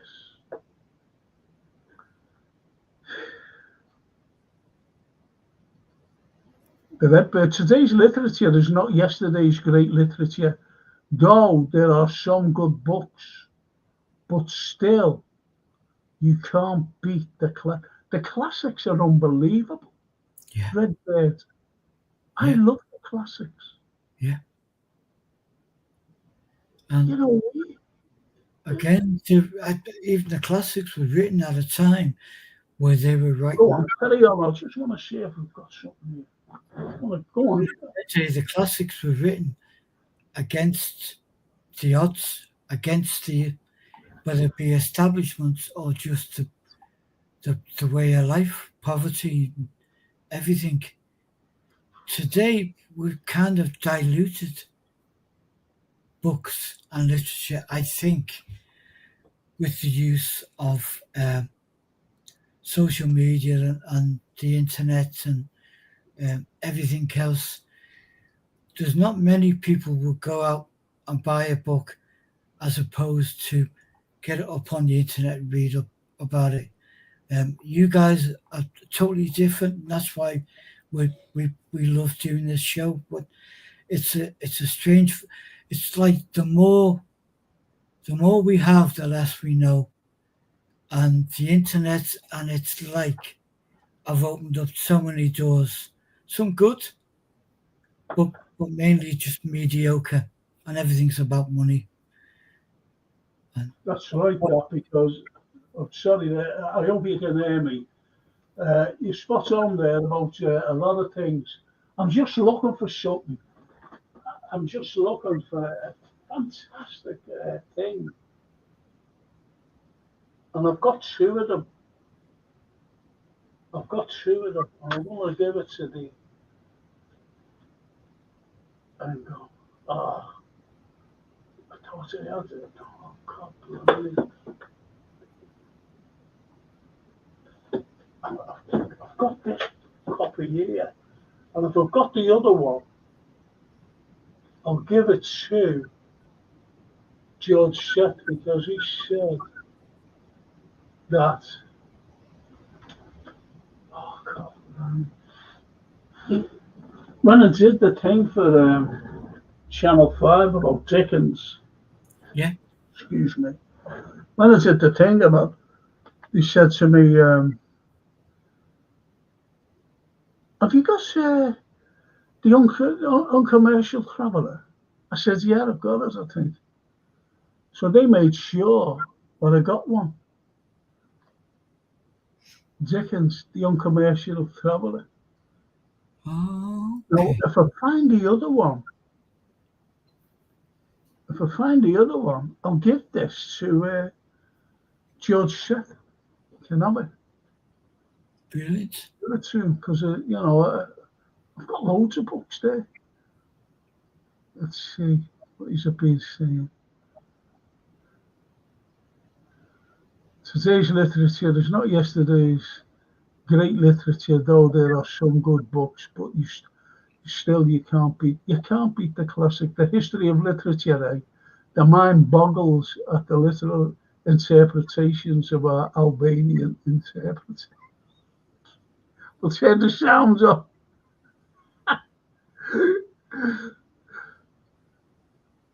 The Q says the classics of the soul, that soul you don't get today. Yeah, timeless.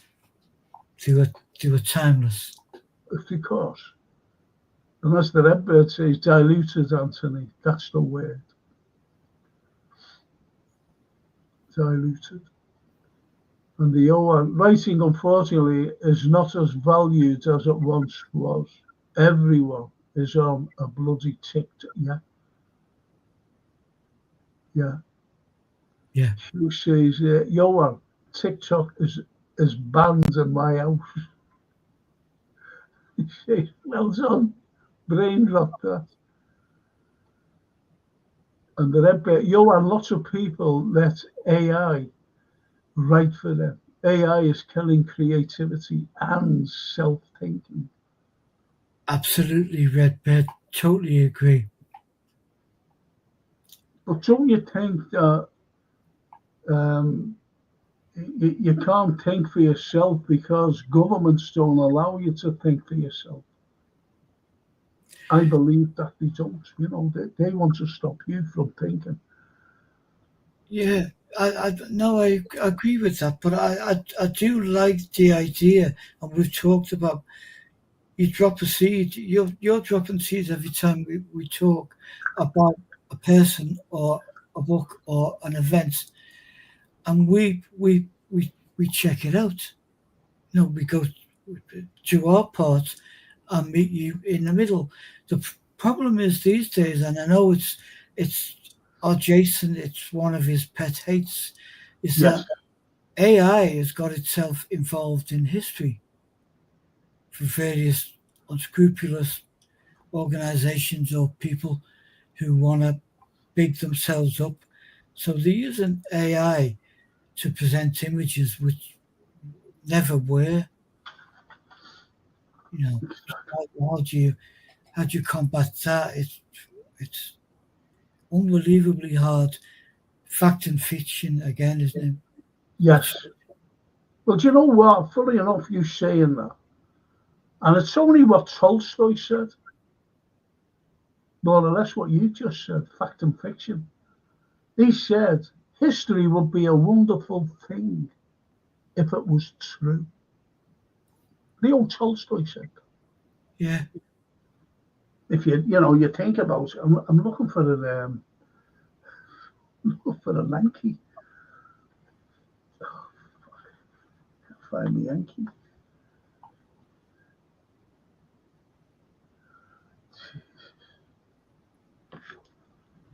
Can't find the Yankee.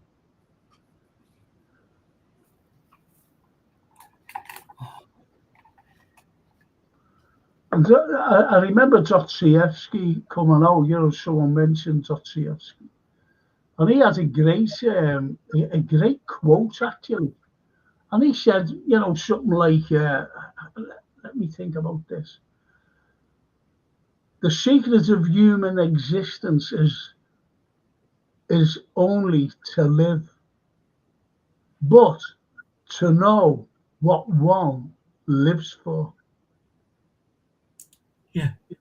What a quote that was. Yeah. Purpose. I think I've got it right. We've all got a purpose. Francine must have thrown them out, because she came in here. She wants to do. She said, "Dad, can I do a podcast? With this fella?" And I said, "Yeah, okay, no problem." And she said, "You need a bin thing." And I went, "What do you mean a bin thing?" She said, "Because You've got papers all over the place, which I have.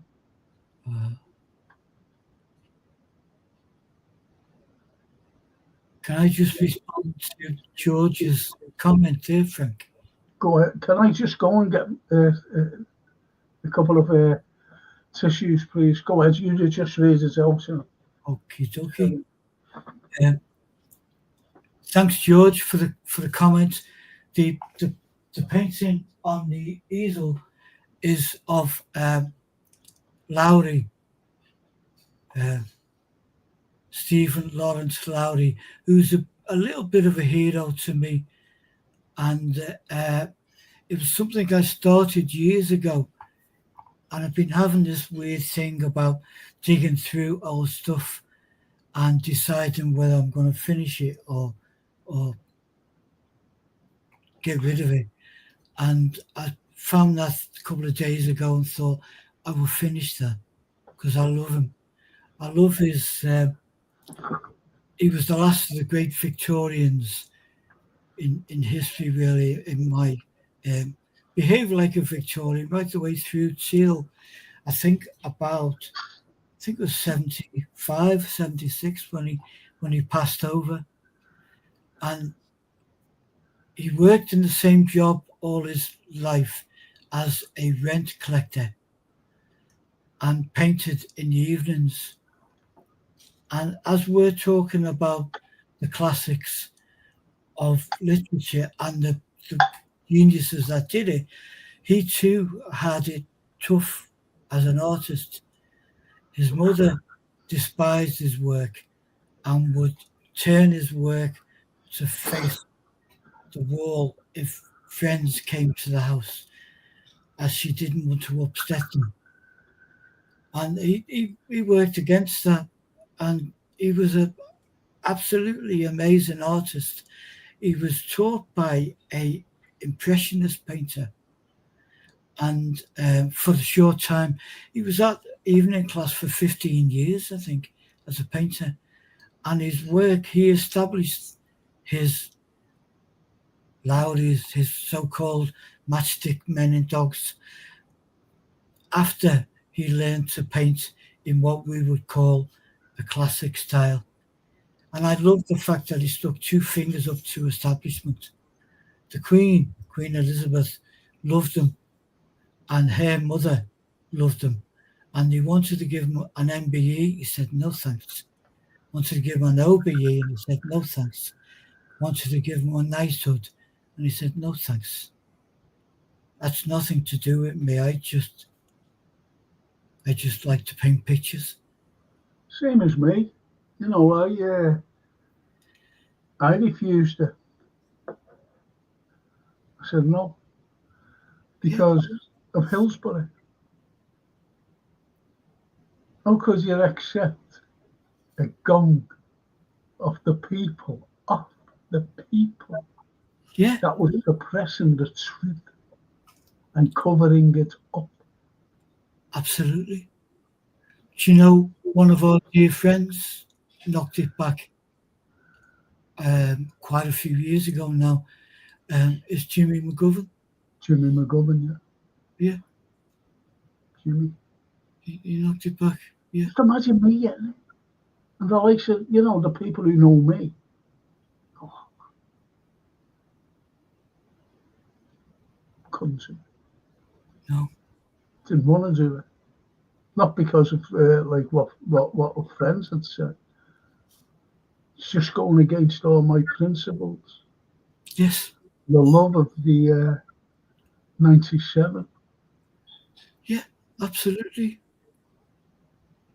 Judas, isn't it? Yes. Yes.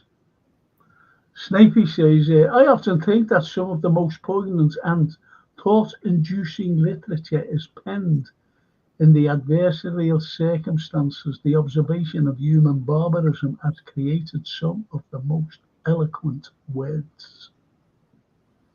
Absolutely right. That's good, though. History is written by the winners, but now it's written by an algorithm, says Christopher.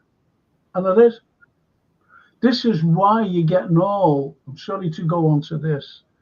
I'll be doing this tomorrow night. Um, with current affairs. What you've got, you've got the propaganda coming out about the tolls in Ukraine and the tolls of Russian and Ukrainians. And they want you to believe that Ukraine is doing well. Let me tell you now, they've lost 1.3 million lads. Not the other way around, as the propaganda is telling you, the lies, the misinformation. And people believe, oh, yeah, all them Russians are killed. Why aren't they winning the war? And one person says around and said, they've been 3 years there, and they can't be winning. Of course they can be winning. Why are they still in Ukraine? Why are they still there if they're getting beat? Why aren't they being chased back? That's what I'm about.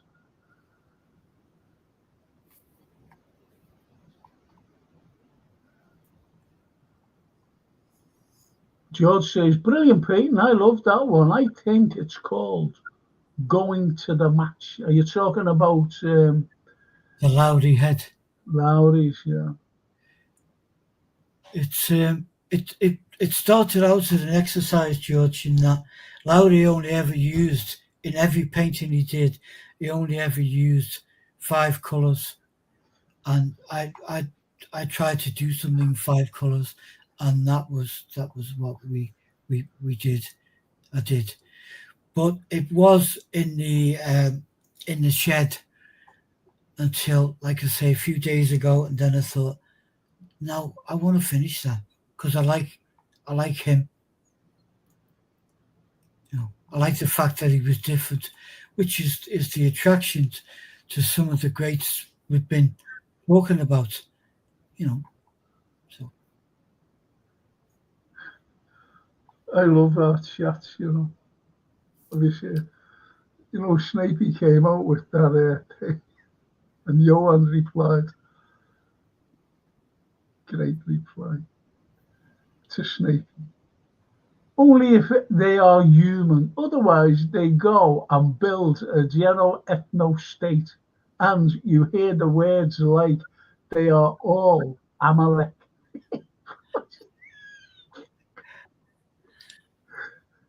This one here. The Anfield. Good evening, you relics, Frankie and Andy.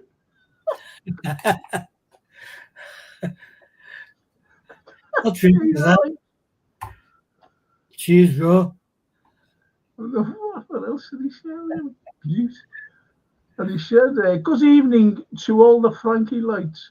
Hope you're all well. But have you noticed all the scotch for you? And the scotches and beers for all the chat. Well, it's pickling juice, isn't it? It's pickling juice. I mean, if ever I pass over and then Lane gets me cremated, it will take 6 months for the fire to go out. Yeah, now look at the Anfield Road talking to Johan. You all right, lad? Good result for the Devils last night. As he says, well, it's only pre-season. Nevertheless, it was a good result for you. Bella says, Anthony, I think one of the most beautiful paintings was by there's our man, The Last Supper, depicting the. We was only talking about that last night. Was it yesterday or last night? Yeah. The Last Supper. That was a work in science as it was in art, Bella. The actual background drawing to what he did is almost on akin to the pyramids and the stars, or Stonehenge and the stars, which we talked about. It's mind-blowing what he did, and he was the first. And he'll always be the first. He's just the one. Yeah. Yes, absolutely. But isn't it great the way, some people, it's like, it's like everything else that literature gives you, art gives you. And I'm not talking about, I'm really not, I'm not talking about these people who go and look at them, these wonderful people who give out, oh, that's a good painting, or that's an awful painting, these Yeah. type of people. I'm not talking about them at all. I'm talking about you and I, a Yeah. chat. If they go into an art gallery and they can look at something and go, I like that, that's Yeah. brilliant. That. Or others will just go, I don't like that. You know what, Frank? That's so right. That is the bottom line of what's good art. It's what moves you. It's as we talk about literature. It it's the emotional connection. If you see something and it lasts longer than 30 seconds, is a blue painting, there's a yellow painting, there's wow, look at that. Then that's achieved a goal, like literature. I don't know if the concept of Shakespeare imagining that in hundreds of years people will still like what he wrote, you know. Yes. But I Um, think I think the bottom line is if it's done honestly, whatever, if it's done for all the right reasons, i.e., not to make a few bob, then we, for some reason, connect to it, becomes emotional, whether it's a page in a book, whether poems. Absolutely. It's like, if you know a few quotes from Shakespeare, and, like the likes of what, what a terrible era in which idiots govern the blind. We're Yeah, the blind, yeah, and we've, these are the idiots. And it's yeah, today yeah. You could have written that that we're today. being governed by idiots. Yeah, I, I, I'll be talking about Trump tomorrow night. yeah, What really, that man, he's dangerous. I think there's something wrong with him. I'm sure there's something. He's definitely being blackmailed. yeah. Well, he's playing the Oliver Cromwell, isn't he? That Yeah, and that's it. You he know, wants his to put tariffs on people. He well, wants to break this BRICS. They formed, these countries have formed this power, all these powerful countries. And it's only so that the likes of the Americans can't put sanctions on anybody. So they formed an alliance, and he's trying to break them now. He's saying to India, listen, we're putting the tariffs on you. And to Brazil, we're putting tariffs on you. He hasn't a clue. no, Yeah, he needs some certain oil of Russia to make diesel. He yeah, needs this other material, this stuff, forget what it's called. And they're trading now with it.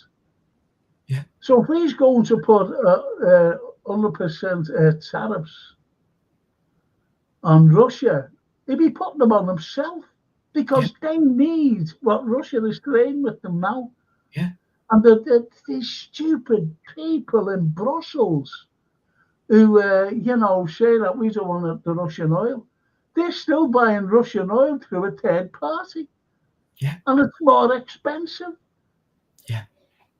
The pathetic. They haven't a clue, and they're unelected. These people in Brussels, they're unelected, and they're telling our leaders what to do, but they're as stupid as them. Well, that's all for tomorrow.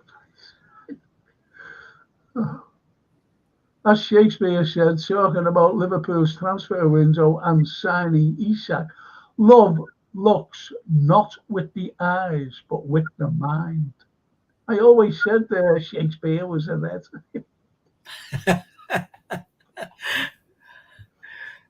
Lovely. That's lovely, that. I'm glad I got Shakespeare in anyway. Just honestly, Andy, don't let your head start spinning, but I only got a quick glance of your painting and I thought it was Trump. I'm getting some new glasses next week. I send you mine, Toscana. The only way I paint Trump is either on a dartboard or on a lavatory seat. Yes. Which I, on the roll itself. The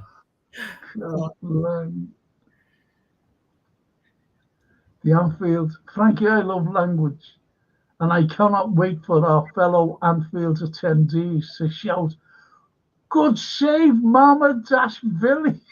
I think you just have the Billy. That's all that I think he'll have. The Billy. The Anfield, Toscana. Buenos Aires, isn't that lovely? That's lovely. I love these people, I really do. Well, we do, don't we? Because we've had private conversations. And George says, I was on my own in Paris for our game in the Cup Winners' Cup semi-final. And I had time I was so glad I went to see the Dali exhibition of both his paintings and his wonderful bronze sculptures. Yeah. I love Dali. Yeah. The show came to Liverpool quite a few years ago. It was just phenomenal for me. His famous painting of Christ on the cross. In Liverpool, they had the drawing he did, which is size for size. Oh my gosh, breathtaking. Do you know who it reminded me of? Dali. I mean, not that, but one of our favourite persons. You were our favourite person, Liverpool lad. And I think he was just like Salvador Dali, and that was George, our own George. The way he dressed, didn't he? Flamboyant, very eccentric. And very, very knowledgeable. Very knowledgeable. Yeah. Great intellectual he was. Totally right. Yeah, totally right. But don't you think that he was like a Salvatore? George Melly and Salvador. Yeah. I think Melly was he was an art expert on many fields, and I think one of them was surrealism.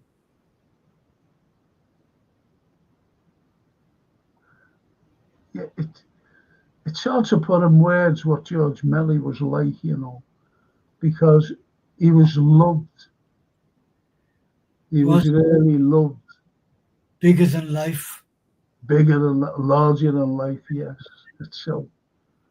That kind of. Raw, you ancient being. Who are you calling relics? Just being. You know what? But another parallel to George Melly is William Blake. Now, William Blake, right up his dying breath, he would do this thing where he would create poetry, verse, by singing. So if he's painting a picture, he would sing and dance, and then in that comes lines he would jot down. And when he did that final drawing of his wife, and she sat next to him, he started singing. And he sang. He wasn't a morose person. He was a very, very up George Melly person. very happy person. And as you described with George would be sitting on the bench outside Tesco's in Marble Arch, campaigning for the palm. Yeah, for the palm house in Sefton Park. Yeah.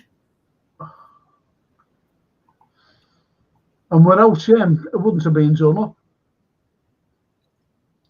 He highlighted everything.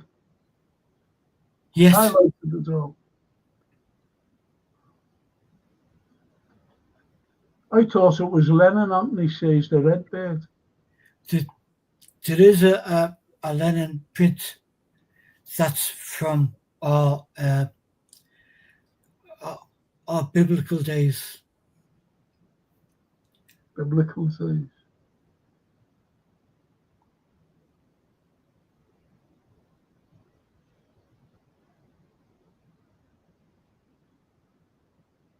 I was looking at my things there in the email. Red Bird. We feel the love through our screens, says the Red Bird. Lovely. Good. We do too. Toscana. Buonasera, Anfield Road. Hope you're well. Not lovely.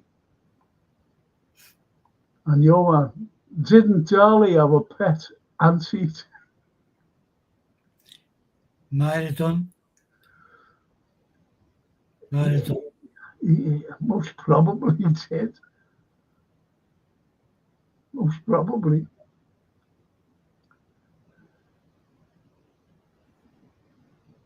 Yep. These two fossils, that bit. It's got lost fossils.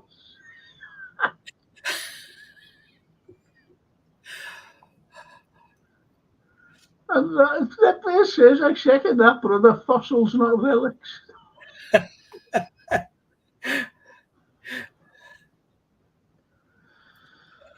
Ah, dear, oh dear. Do you know when we talk about a certain thing, and those certain things, that come about, especially in literature, and you read something, and in quotes as well, you can't forget quotes, what these people say. I think the likes of, do you feel pain? You're alive.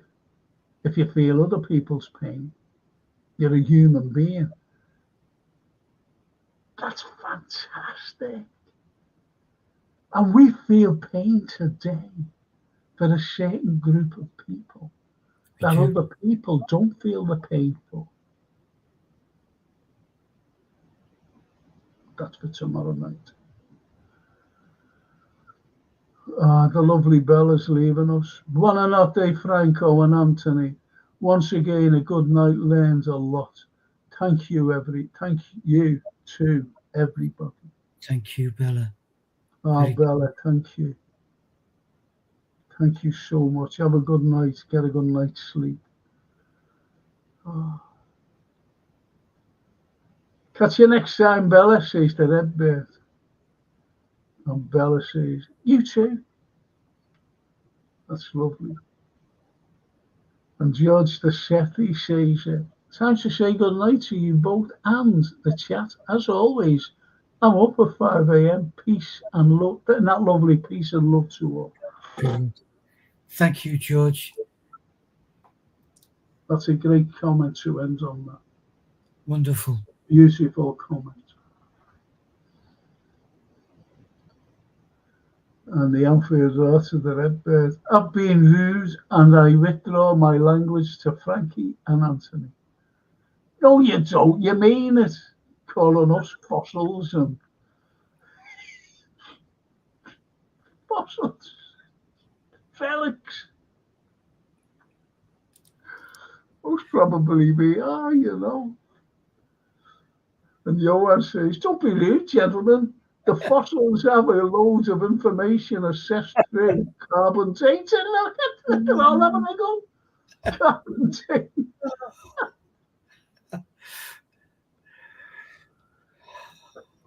Anthony, it's been great. Thank you, Frank. I've really enjoyed listening to to everyone's comments and you. And again, learn something new every time we're on. Thank Do you know you. what though? I said to you privately about the chat, Yeah. what knowledge they have. Yeah, It's only through their comments. absolutely.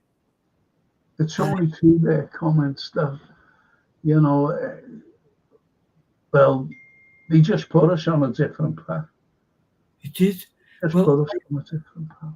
until our lovely ladies, um, Bella and Toscana, had mentioned schooling with Dante, having to study that. I didn't. I went off on one then, did some research, and I didn't know that Blake, his last gig on this planet, was to illustrate Dante's Divine Comedy. I didn't know until the girls had mentioned his name, and then I think that's the way show goes.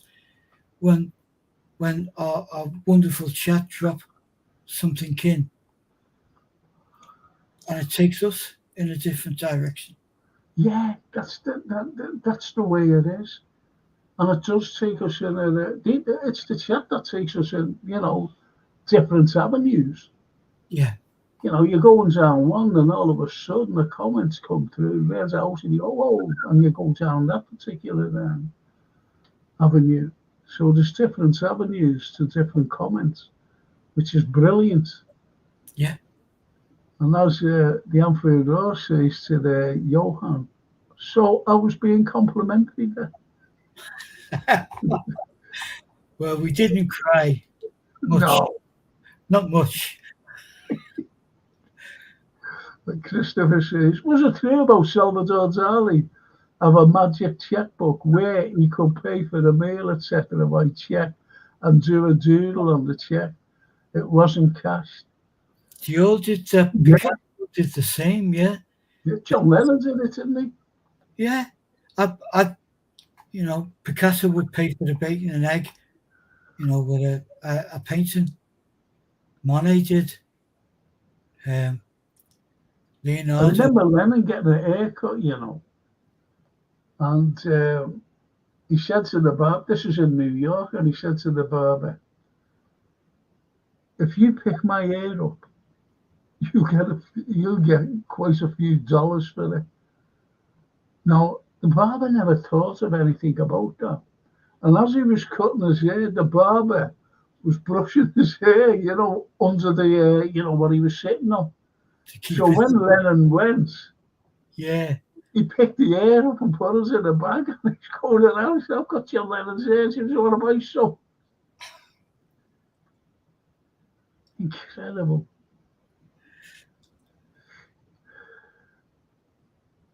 You rude, as the Red Bear says, raw, what? You, rude, never. And you're, thank you, Frank, Anthony, and Legends in the chat for the great show. See you, Legends, tomorrow. Mr. Simon today, lad. Yeah, we did actually. I don't know what. I hope he's okay. I hope he's okay. Unless he's flown over to Spain to see Isak training with his old club. I just don't know where he is. I hope he's okay, though. In seriousness, hope he's okay. Anthony, it's been good tonight. We were on for 3 hours last night, and we've been on for 2.5 tonight. But we never got through as much as we wanted to because we wanted to talk about Keats, didn't we? Well, we like we? literature. They're all for the next time. It goes on, doesn't it? Yeah. They're all for the next time. And we'll just add to it. I love Keats. And we've got to talk about Mary Shelley as well. Mary Shelley wasn't I think she took after her mother. I think, and philosophy-wise as well, the dad, Yeah, William Godwin. I think so. And I think the film, the modern called Mary Shelley, it's a great film in that it gives you a potted kind of history of that mother and father and her starting out. Um, yeah, Oh, there's our lovely Myra. Take care, everyone. Myra will be talking about what you're mostly interested in tomorrow night. And I mean everything, from what Trump on his 10-day plan, Lindsey Graham, that Joe Kellogg and that idiot, and what other people are saying who are lambasting them. So we'll be talking about them tomorrow night. And Zelensky and the inevitable overthrow of him, but will Zelensky be any better? I don't think so. And I think the Russians will have to say something about that as well. So we'll be talking about that. So don't leave us tomorrow night. Be with us tomorrow night, Myra, please. Johan, Keats would be a whole another show. Do one about Arthur C. Doyle as well. Yes, we're doing Arthur Conan Doyle. I'll leave you with this about Arthur Conan Doyle. Now, I didn't know this. And I interviewed,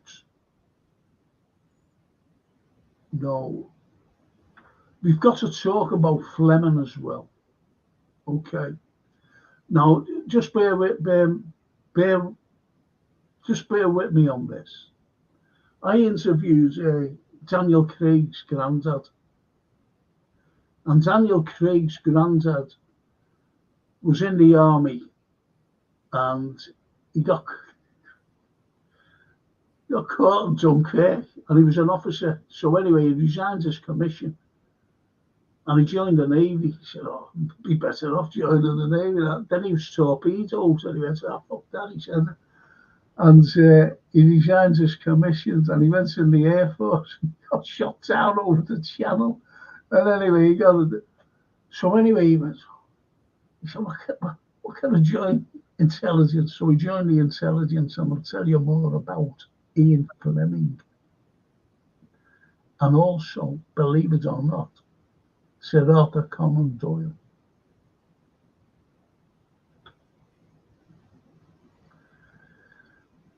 So Johan, it'll be a good one. And Toscana, grazie Franco, Anthony, and every wonderful evening. Was worth checking in, buonanotte.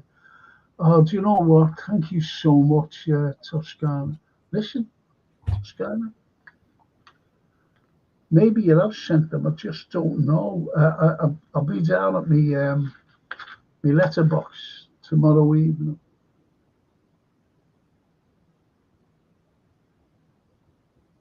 Okay, I'll be down. I'm going to give you something extra as well, which I won't mention. But when you get it, you'll go, oh. Okay. The Anfield says, question for Anthony. Is there any works from history you would have loved to have been part of? I went to the Vatican and the works on the ceilings are amazing. An amazing feat. What would be yours, lad? I mean, that comes close to being the absolute greatest. I feel I would love to have been a studio assistant to someone like Leonardo da Vinci. All of these brilliant pieces of artwork we're seeing, even now, are all inspired by what he did then. His techniques, how he mixed the colours, how he mixed the oils. And yeah, I would love that. Just for a year, imagine the knowledge you gain. Wow. from spending Just time. imagine, you saying that, and what sprung to my mind, about mixing colours. Yeah. The murals in Pompeii, when they were first done. Could Yes. you imagine the colours Yeah. and how they mixed them? Yeah. Also, inside the pyramids, Anthony, Yeah. because once those doors were open, they got corrupted with the air. Yeah. Same as, um, same as Pompeii, corruption. With the air getting to them and over time. But Yeah. could you imagine the colours of those two things? Would you Absolutely. like to have seen them in its originality? Yeah. Yeah. Because colours is your thing, isn't it? You're an artist, and your colours have got to be for you spot on. Whereas the likes of us, oh, that's lovely. Why don't you? No, it's not quite right. I I've got to get the colours right. Yes, the colour to me is important. When I lost the sight, when I went blind in one eye and stuff, and colours changed, shifted. So it took me quite a few years to kind of readdress the balance. So yeah, it's special to me. But also the techniques that used, and we all, it like anything in life, whatever you a stonemason or joiner or whatever, you like to learn from the best, you know. You And do, Joe. You're like, because I'm not saying that they were your role models or anything like that, because you had from a very, very, very young age, what you wanted to do, yeah, and it's like everybody else. We were talking privately last night, and when we were at school, as little kids, uh, especially me, living in the heart of a working class area, beautiful working class area, lovely people, and the teachers there. As I got a lot older, as I went into teaching myself, I realised, that these teachers were just there to get paid. They didn't give a toss about us. they were They laughing at. were middle class, because I never ever heard, as a little infant, as a junior, and even going to college or whatever, I never heard one Liverpool accent. No, no, I Oh, did. I had one in the last 18 months of my school, um, and this was a wonderful guy from Scotland Road who ended up in high school as art teacher. And as you know, I painted him, and he hung alongside you um, in St George's Hall and the like. And he was the only one in my whole school life. And I remember the laughter because he mocked you and laughed at you, all of this stuff. I don't remember anyone other than some of my own and this one teacher that encouraged anything. So I think what we talking about with the greats, we're going back to Shakespeare and everyone, and someone quite rightly put it up tonight, and I forget which, forgive me, but it's like that thing of against adversity. You knew you were going to do it. You knew you were going to do something. They didn't. So it's no. easy for them to dismiss, you know. And Well, you, could you imagine me saying, as a junior, or even like as a senior, whatever it was, what's your aim in life? yeah, I would have said, well, I'd like to teach. I was being scoffed at. they laughed at you. Yeah, they laughed at me when they asked me what I want to do as the careers teacher, and I told them. I'm going to be an artist or a guitar player. And the guy, well, give him his due, laughed his head off. And then the class did. And I just thought, oh, that's where I'm going. I don't want to be. It's the way it is, isn't it? Yeah. It's the way it is. And now today, you get a lot of accents that mean something We in the need class. we need them, and we need them in history. And we've talked about this in different programs, but I think an accent, a regional accent, gives an identity not only to you, but the city that you live in and love. Imagine, as BBC are trying to do to Liverpool, with the closure of certain outlets for Radio Merseyside, as we know, are scaled down now, and they want to move it all to Lancashire somewhere and pipe in everything from London, so that hence everyone that comes on will have a plums in their mouth accent to tell us what's going on in our region, which doesn't make sense. Doesn't make sense to me. We're proud of where we come from. Of course, we're proud, and I think everybody is. No matter where your roots are. Look at Toscana and Bella Italia. Their roots are in Italy. I love my Italian roots. Yeah. I really do, but I love my Liverpool roots. Yeah. I never allow anybody, to criticise unfairly Liverpool. Unfairly. Yeah. Let's see what these have been saying. Yeah. The unfair look. Question for Frankie. When you was I've got to give it to Anfield. He always puts everything because of my eyes in capitals. Question for Frankie. When you was 21 and the pyramids were half built, would you have liked to have helped instead of going out with the Pharaoh's daughter? That's why I was banished. That's why I was banished. Anfield. I was banished from Egypt. Oh, no, you would be. You can't do both. Can't do both. And your answer is to Anfield. Franco would be the North Star of the pyramids were placed upon. Yeah, look at that. See, that's our Johan for you. Yeah. Bang on that. Bang on. Paul, why don't you bloody say something instead of just now? Paul Fitz says, Frank, enjoying your excellent chat. I think there would be no literature if not for Homer and the Iliad and the Odyssey. Do you know what?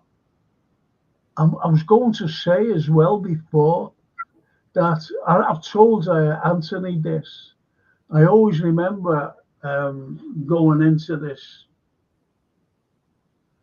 tutorial, and this fella came in, and he wasn't a striking fella. He was just a nice fella, and he came in, and he said, "Now listen, lads, I'm going to be redoing the Iliad. So next week, I'd like you to get a copy of the Iliad, if possible." So, the others, there's only me and a couple of other lads went out doing this. So we went in the following week. We had a copy of the Iliad. And this, I told you, didn't I, Anthony, that this fellow was brilliant. Yeah. And he inspired me. And he was only there a few weeks. Yeah. And he went. We don't know where he went. We dare to ask anyone about where this fellow went. But he was brilliant, and he inspired me and a couple of others. The rest of the class couldn't give a toss, you know what I mean? But Yeah. that's the way it was. And yeah, and the Odyssey, fantastic, fantastic. Greek mythology, the Amphitheatre.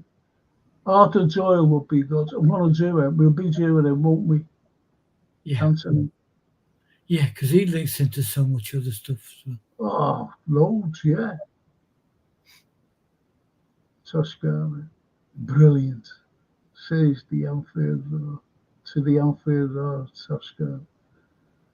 The Anfield says Toscana, a little humour for Frankie, mixing both his loves. And on that wonderful note, on these wonderful, Paul Fitz, you've got to say something. Just let us know that you're there. Loads tune in, you know, and they don't mention anything. You know, if you just say hello, like Paul Fitz did, said, I love your chat. See, don't forget that the history of literature has a lot to do with today. A lot. And the Anfield. Good show. See you tomorrow, all. Thank you, Ro. Really Good. glad. Thank you. Thank you. It's been good, hasn't it? Yeah. Yeah. It's been, well, No. you know, these lads on here and girls, wonderful. Are all with us and ahead of us. And, yeah. Oh, yeah. Oh, yeah. And as Johan says, shout out to the legends, Gap Painting Services, Yeah. the sponsors. Anyway, on that wonderful note, I'll have to thank Gap Painting Services, by the way, for sponsoring the Frank Carlyle. Yeah. Don't struggle. Get these people in, fully insured, fully time served, 5-star customer ratings, customer references on request. That's what you get. If you're an NHS worker, no matter what capacity, you get a special discount. If you're an elderly person, like, you know, some people building the pyramids, you get a special discount. Just leave it to them and let your house and them do the work. Once they leave, you'll be able to say, wow. That's all. Wow. So thank you, Gap Painting Services. Yeah. Do you know what? I wanted to show this, but I'm not going to show it. I'll show it next week, because that's very important as a sketch. Yes. That's the damned.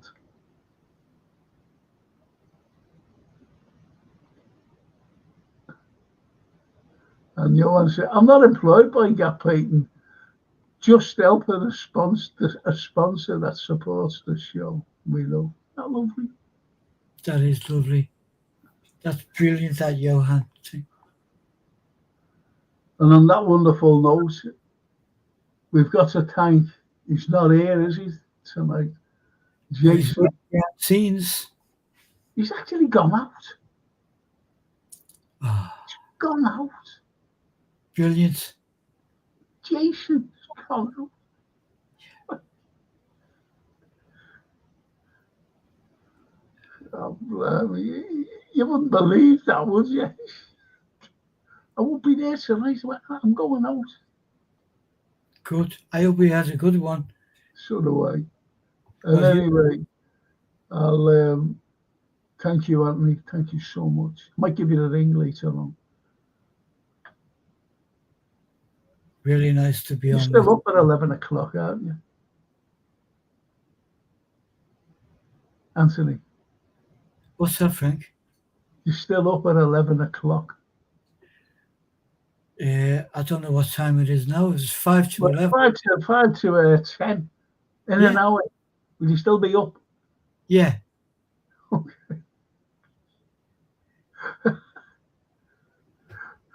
That was the hardest question of the night. Will you be up? I don't know what time it is now. I'm just sure I can make a cup of tea and a Yeah. piss butty or something. And we've got to thank Jason as well. And obviously, who's the most important people on here, Anthony? Wonderful chat and chatters. They're the most important, because without you, honestly, without you, there'd be no Frank Carlyle show. You'll never know who Anthony was in person. That is, and chatting with us, and giving us brilliant song art on art. And I'll see you all tomorrow, hopefully.